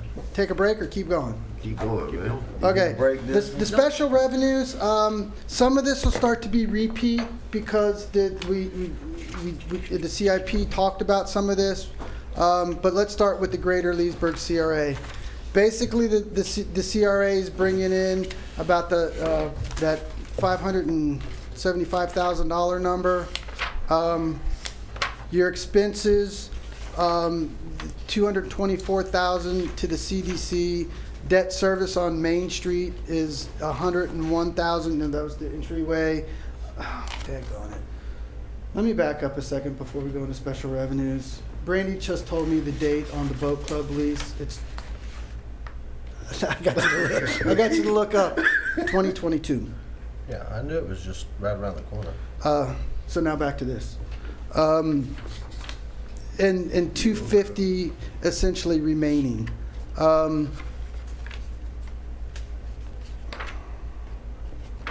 Our staff recommendation, and we talked about this a lot. There is in total reserve monies, unencumbered monies, $695,698 open, unallocated in the downtown CRA. Our recommendation right now is don't do anything with that. The way you get to that number is kind of crazy, and it's not on here, So you have to take Brandy's word for it, which is better than mine. But essentially, we programmed $650,000 last year out of that money, out of the CRA fund into the capital projects fund for the downtown connector. Everybody started waffling on the downtown connector, so we started the master plan. So from the $650,000, we commenced the master plan, which was 113, and that leaves us the difference. We had 60,000 in reserve, and then we're left over from that 250 about 112. So when you add those three components together, you come up with the 695. So our recommendation, Commissioner Hurley asked about this early this evening, is with Pine Street, don't do anything with this money right now. The master plan is hopefully going to be done. DC, is that December-ish is when we're trying, January-ish, something like that? No, I thought we were Fall. end of this year. Yep. So holiday season, start of it, new master plan will come out. From that, we need to prioritize. That plan should have project estimated cost, and then we take that project estimated cost, reconvene, and then reallocate, and then start in January-ish or this fall on downtown projects and how we want to fund that. Basically, with downtown projects, what you've got left is $695 and whatever you want to take out of the 3.99. Carver Heights. Carver Heights is divided into two spots. It brings in about 312. And how we have this allocated is, now that we have the 1.5 allocated for capital monies from war chest money, we still need money for professional services. So my recommendation would be to use the Carver money for the professional services money. So, and that comes from two spots. This is, remember the Susan Street money that we decided not to do, but then we got the 150 in the Susan Street money. So this is the Pine Street, or this was the Pine Street. This was the money that we originally did, and instead of doing the Susan Street plan, we decided on Pine Street. So that left this open that we can mix with available money and operating costs to come up with the teen center engineering allocation of that 185 number. And then the rest of this 132 number is miscellaneous stuff, paying the bills, turning the lights on, that kind of stuff. The second part of the Carver Heights budget is the $53,600 for operating the resource center. And we never did get the sign built for the resource center, so that extra 30 grand is the sign for the resource center. That's the Carver Heights CRA. And we don't need to get into it tonight, given the cash balance and the fact that it's generating a decent amount of cash each year. I think it's time that we need to start talking about what the plan over the next year, what the plan is for this money, because we can't just sit on it. I don't think The cash balance. what was the cash balance? And there's a cash balance of about 300 grand in there. That 300 grand perhaps could be that shortfall of the mill for the teen center. So I think we need to keep that in mind going forward. Yeah, I've shared my opinion with you. I don't think that you can use that money for a teen center because that's for the whole city. Regional, yes. Highway 44127. Actually, really good news, I think, on this fund. This one was making us sweat bullets for a couple of years. We took up the plan to redo the base. We got that done. Jim was a huge hand in working through all the red tape to get that done. Long story short, it's actually producing revenue. Let me jump to the chart. All this is basically in about 700 and, is that what that brings in now? Is 745,000? Yeah, and out 745. Don't touch it. Here's why. You still have the big giant note. Okay, that was the $10 million note that we issued in 2010, and then the economy crashed, and then we used gas money. Remember that whole crazy circle? Okay, the good news is when we rebased, reissued that debt, did the umbrella payment, the 27% growth in that area, plus the development that we've had in there, for the next couple years, this CRA is going to hold its own and pay off that note. So these numbers are a little bit small, but we redid the base year. That our game plan for the past, since I've been your city manager, has been don't spend any of this money. Of course, we didn't generate any. And then when we redid the base year, we did that in 14 or 15. 15. We haven't spent a nickel of that money, and it's banked almost $1 million. By the way, when we set up the account, we had to set up a bond reserve of $600. So unrestricted, restricted money in the 441 account. We redid the note, and the principal payments, or principal and interest payments, are about just so everybody can hear, $367,000, $376,000, $489,000, $498,000, and then we hang at about $890,000, almost $1 million, till 2035, and then we got $290,000 left to pay off. We're generating this year $734,000. We can pay off that note with that money, and then we have an excess of $245,000. So this plus this plus this plus this plus this is what. So our projection for the end of fiscal year 20 is $1.3 million.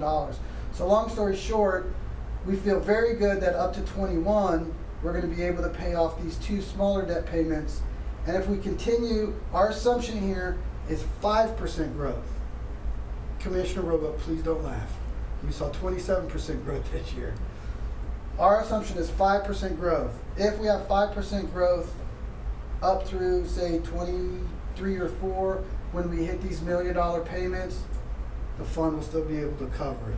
So if we have 5% growth for the next 30 years, this fund will hold its own. So the good news is it's holding its head. The bad news is don't spend any of the money.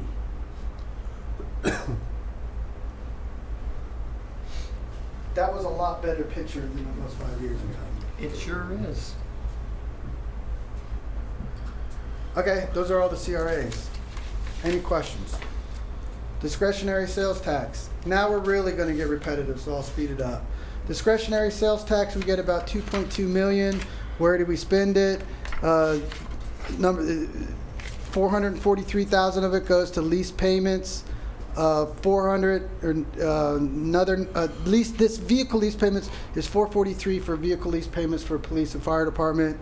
Police and fire radios, our agreement with the county is that other. Library equipment, 22, and then replacement of vehicles payment for $1,053,000, and then some of the stuff we've already talked about tonight. The Corrine Williams Playground, Susan Street, public restroom, Sleepy Hollow, and Sleepy Hollow. Bam, there's how you spent your DST money this year. Gas tax money. In fact, we've pretty much talked about this.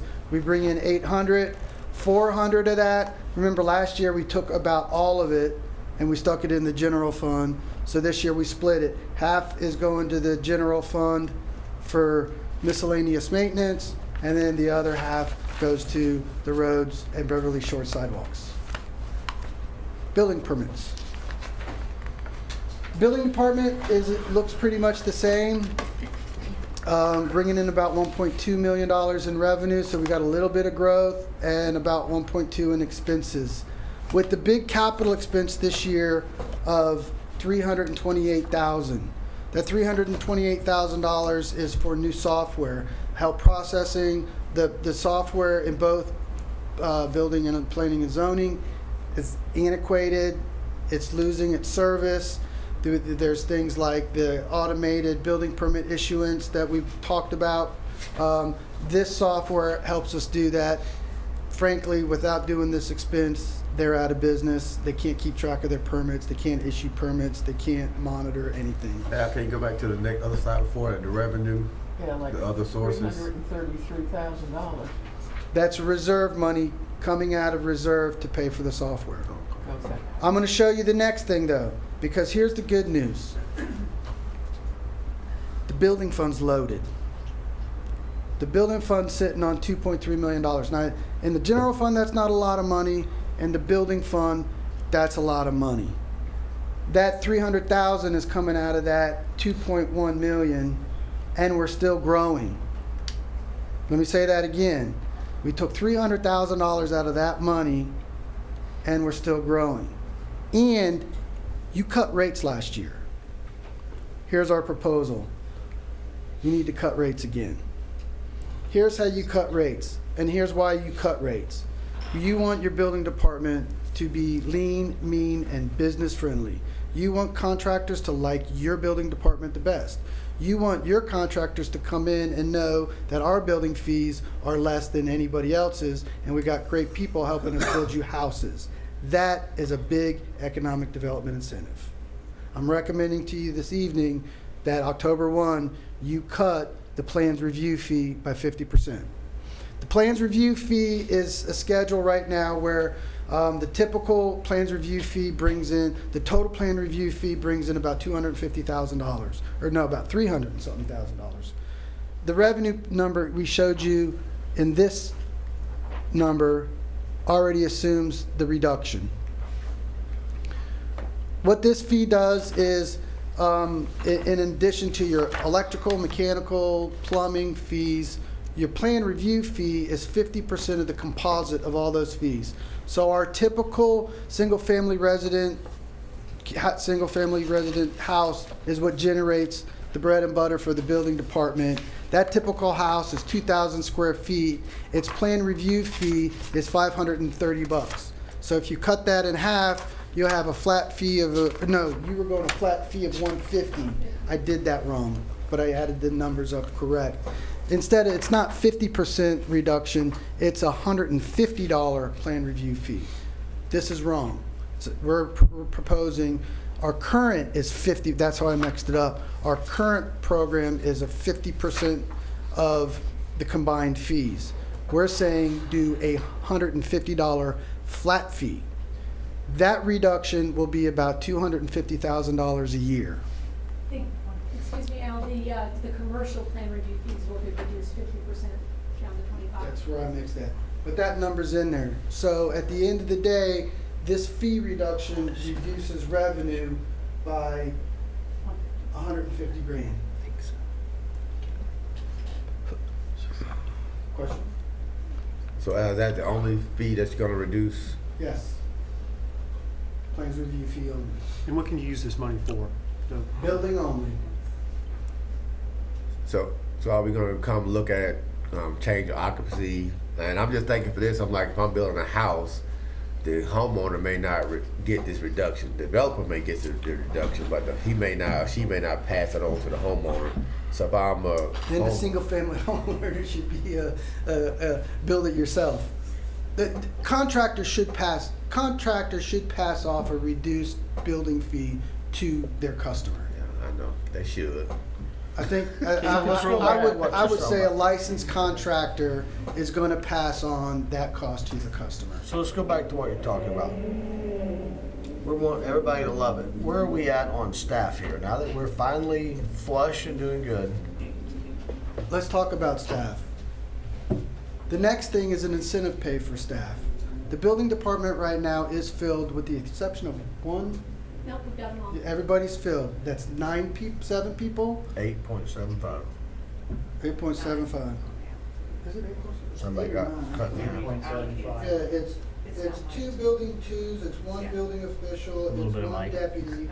And so there's four folks out there inspecting. You still overseeing We shifted, Do you still the quarter is we shifted Mike over there to reduce funds for the building department. But one of his big plans is micromanaging Ann. And then you've got the staff help. It rounds out, there's about 5 positions there. So, to keep our folks in the building department happy and loving us, Ann's recommended an incentive pay plan. What the incentive pay plan does is it's an incentive to entice employees to earn additional licenses and certifications. By creating such a program, we believe that the goals we achieve is to motivate employees to develop additional educational skills and knowledge, provide financial incentives to keep a well-educated workforce, and create a total wage package that will attract highly qualified individuals for these employees that we're motivating, who we hope will never leave us again. The incentive is every time you get a license, you get $1 added to your pay. Licenses vary based on what position you hold over there. Some of the administrative staff probably can only earn up to 3 licenses. Some of the upper echelon of the building inspectors could earn up to 10 licenses. So what we would suggest is we start this program this year. It won't be an expense this year. Our assumption is that every year 6 licenses are issued at $1 each. So starting fiscal year 21, that would be a cost of about $15,000 per year.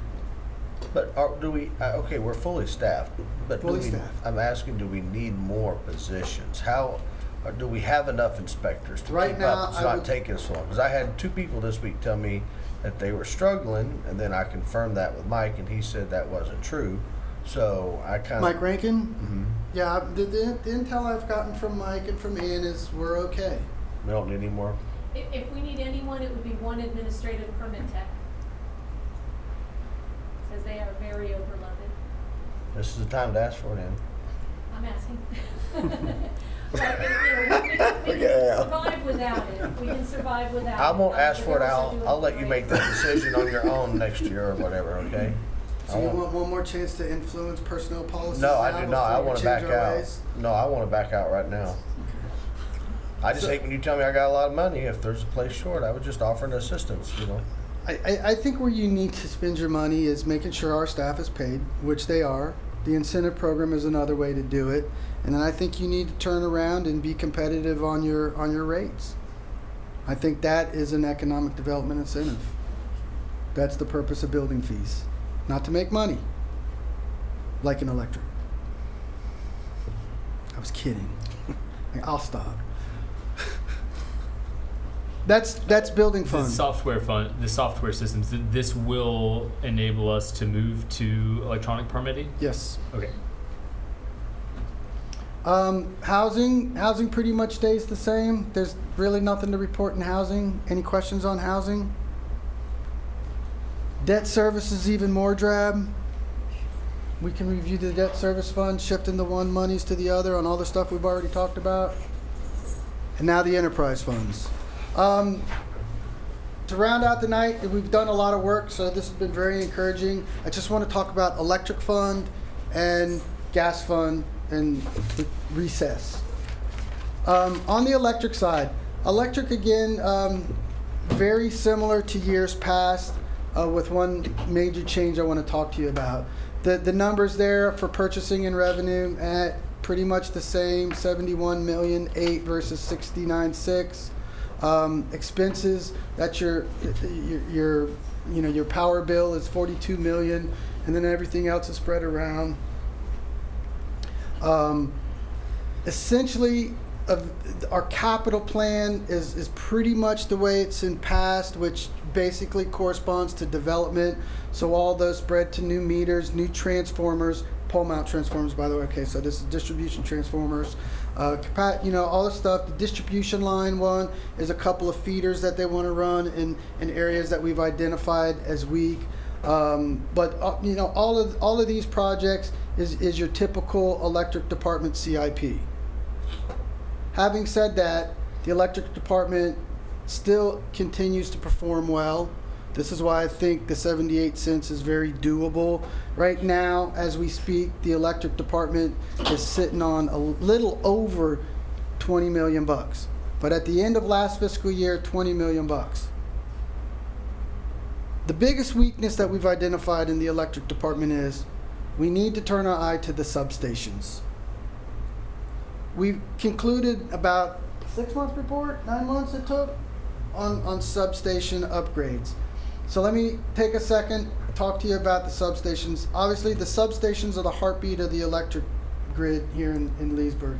We get our power off transmission lines.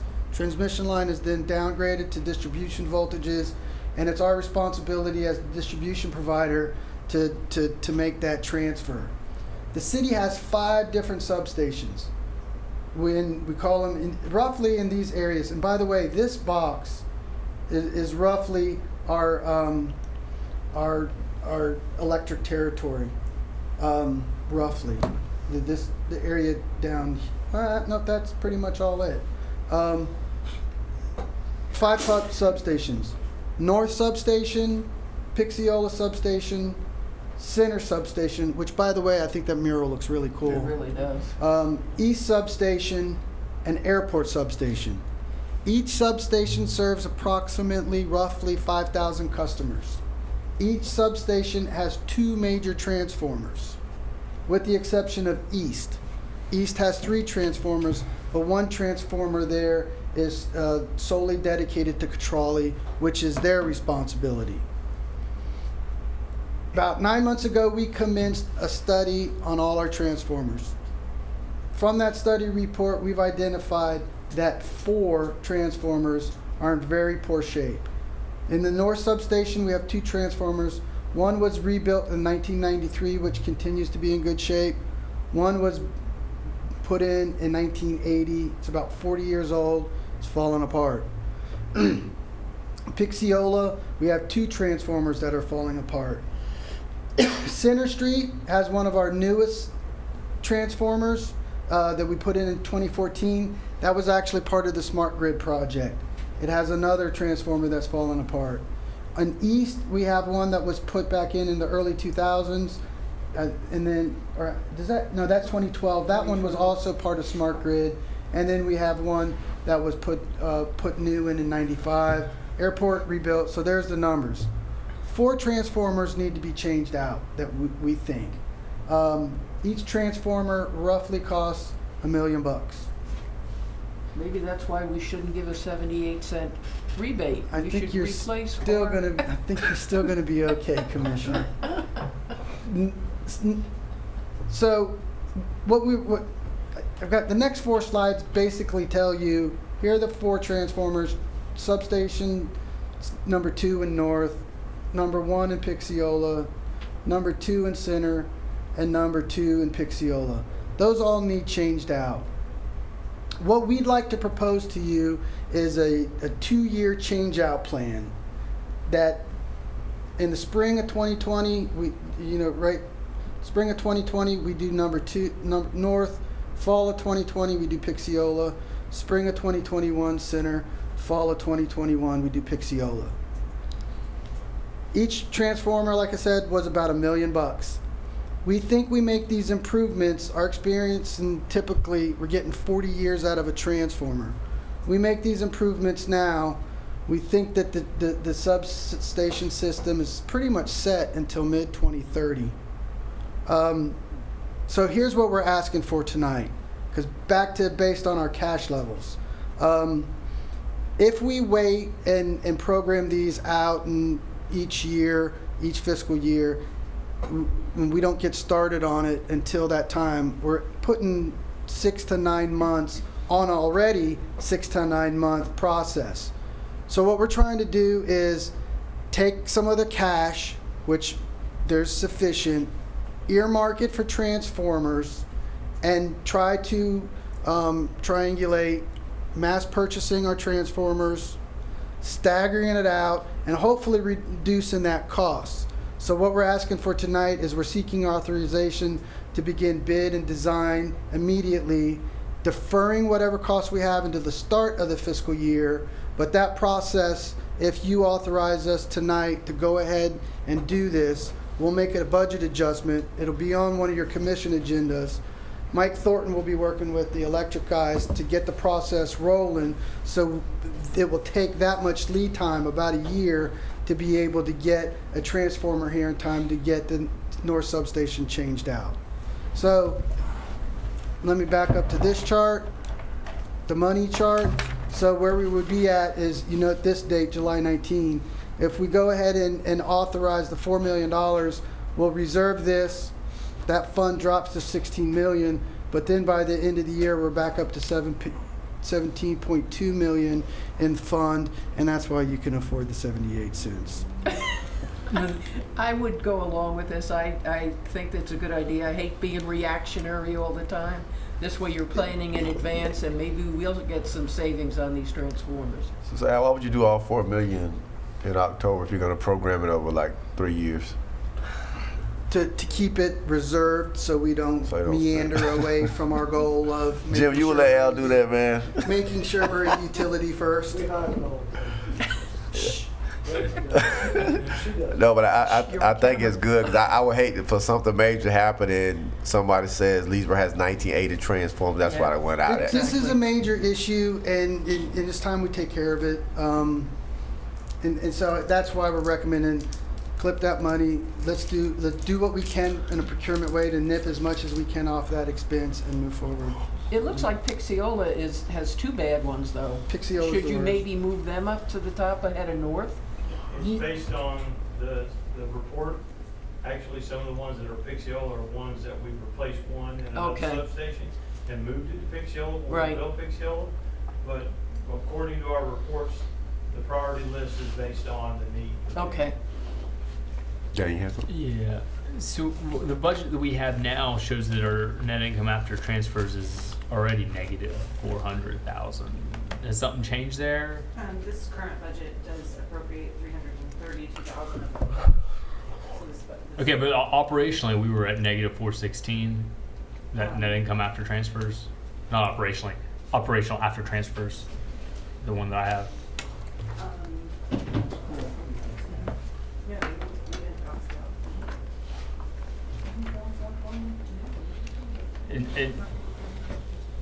And so that's where my concern is that now, and while I want to reduce the electric rate, I wanted to reduce it from revenue, not from cash. And now we're talking about a negative $700,000 a year, and I don't. He's running. And if we do it out of cash this year, that means that because we've grown government with positions, that next year we'll have to, if we don't want to raise it back, we'll take it out of cash again. What I'd like to do this evening is be able to cut the 4 million. We need to do that. I understand. I'm not talking about that. And I read you loud and clear on that. So let us speed up that number a little more. Can you start with electric next meeting? We'll start with electric. We'll find you at $500,000 or so. We'll work on that some more. You can take what you took from the general fund on your allocation and put it back. We'll figure something out, Commissioner. Non-committal, all right?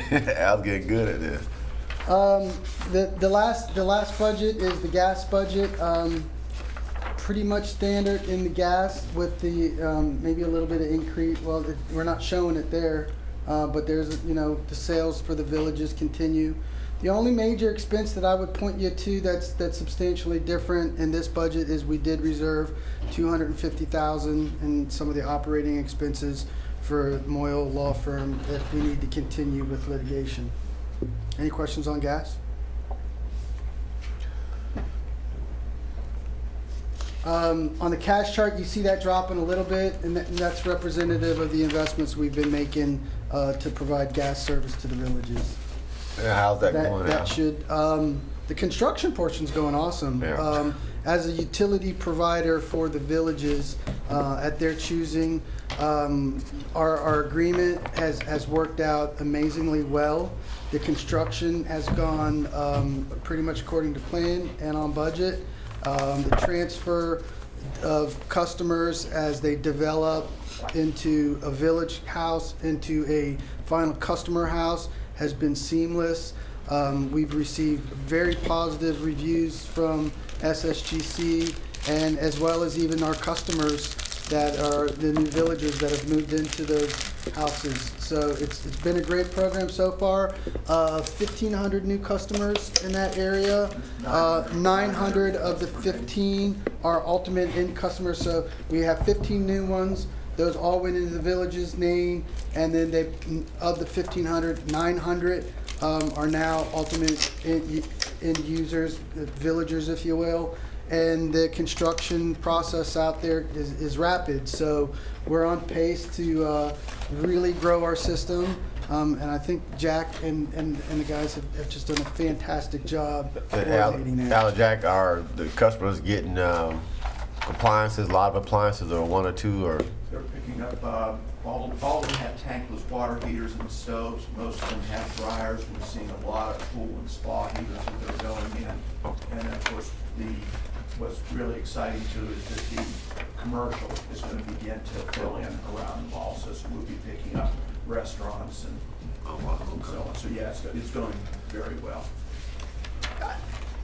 I'll jump out on a big limb here. I don't see it happening tomorrow or 5 years, but I think 10, 15 years, if the economy stays strong and the villages continues to produce the way they have historically, I think you're going to see the gas fund be bigger than the electric fund as far as a contributor to general enterprise. Maybe spending 50% of the time on the city commission by then. Yeah. So just 10. So that rounds out those two funds. So we'll finish up. We'll go back next in 2 weeks on Tuesday. We'll come back and figure out where we found $500,000 in the electric fund. Then we'll finish up. It'll be Mr. Model's turn pretty much. Yeah, and go through the water and sewer stuff. And I think there's one or two other things, and then that wraps it up. I don't have the paper that shows what we're doing on the 23rd. I'm not going to be here on the 23rd, so I don't know if we need to change it or what we have.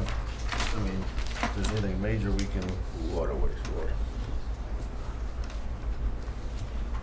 Did Now, you get your speak $4 to million me? approval? Did you get the money for the substations? It's a workshop, so you really can't make that action. Okay. But you gave me enough of an indication that I'm going to move forward, and then at your next meeting, Okay. we'll have the formal motion on consent agenda. I'll stick it there, and once that's done, then that's the formal action. I mean, I don't think there's anything. Why don't you sidebar with me afterwards, and I'll give you a debrief on what we're covering at the next meeting. Yeah, I can do that. All right. All good for tonight? Yep. Motion to adjourn. All right.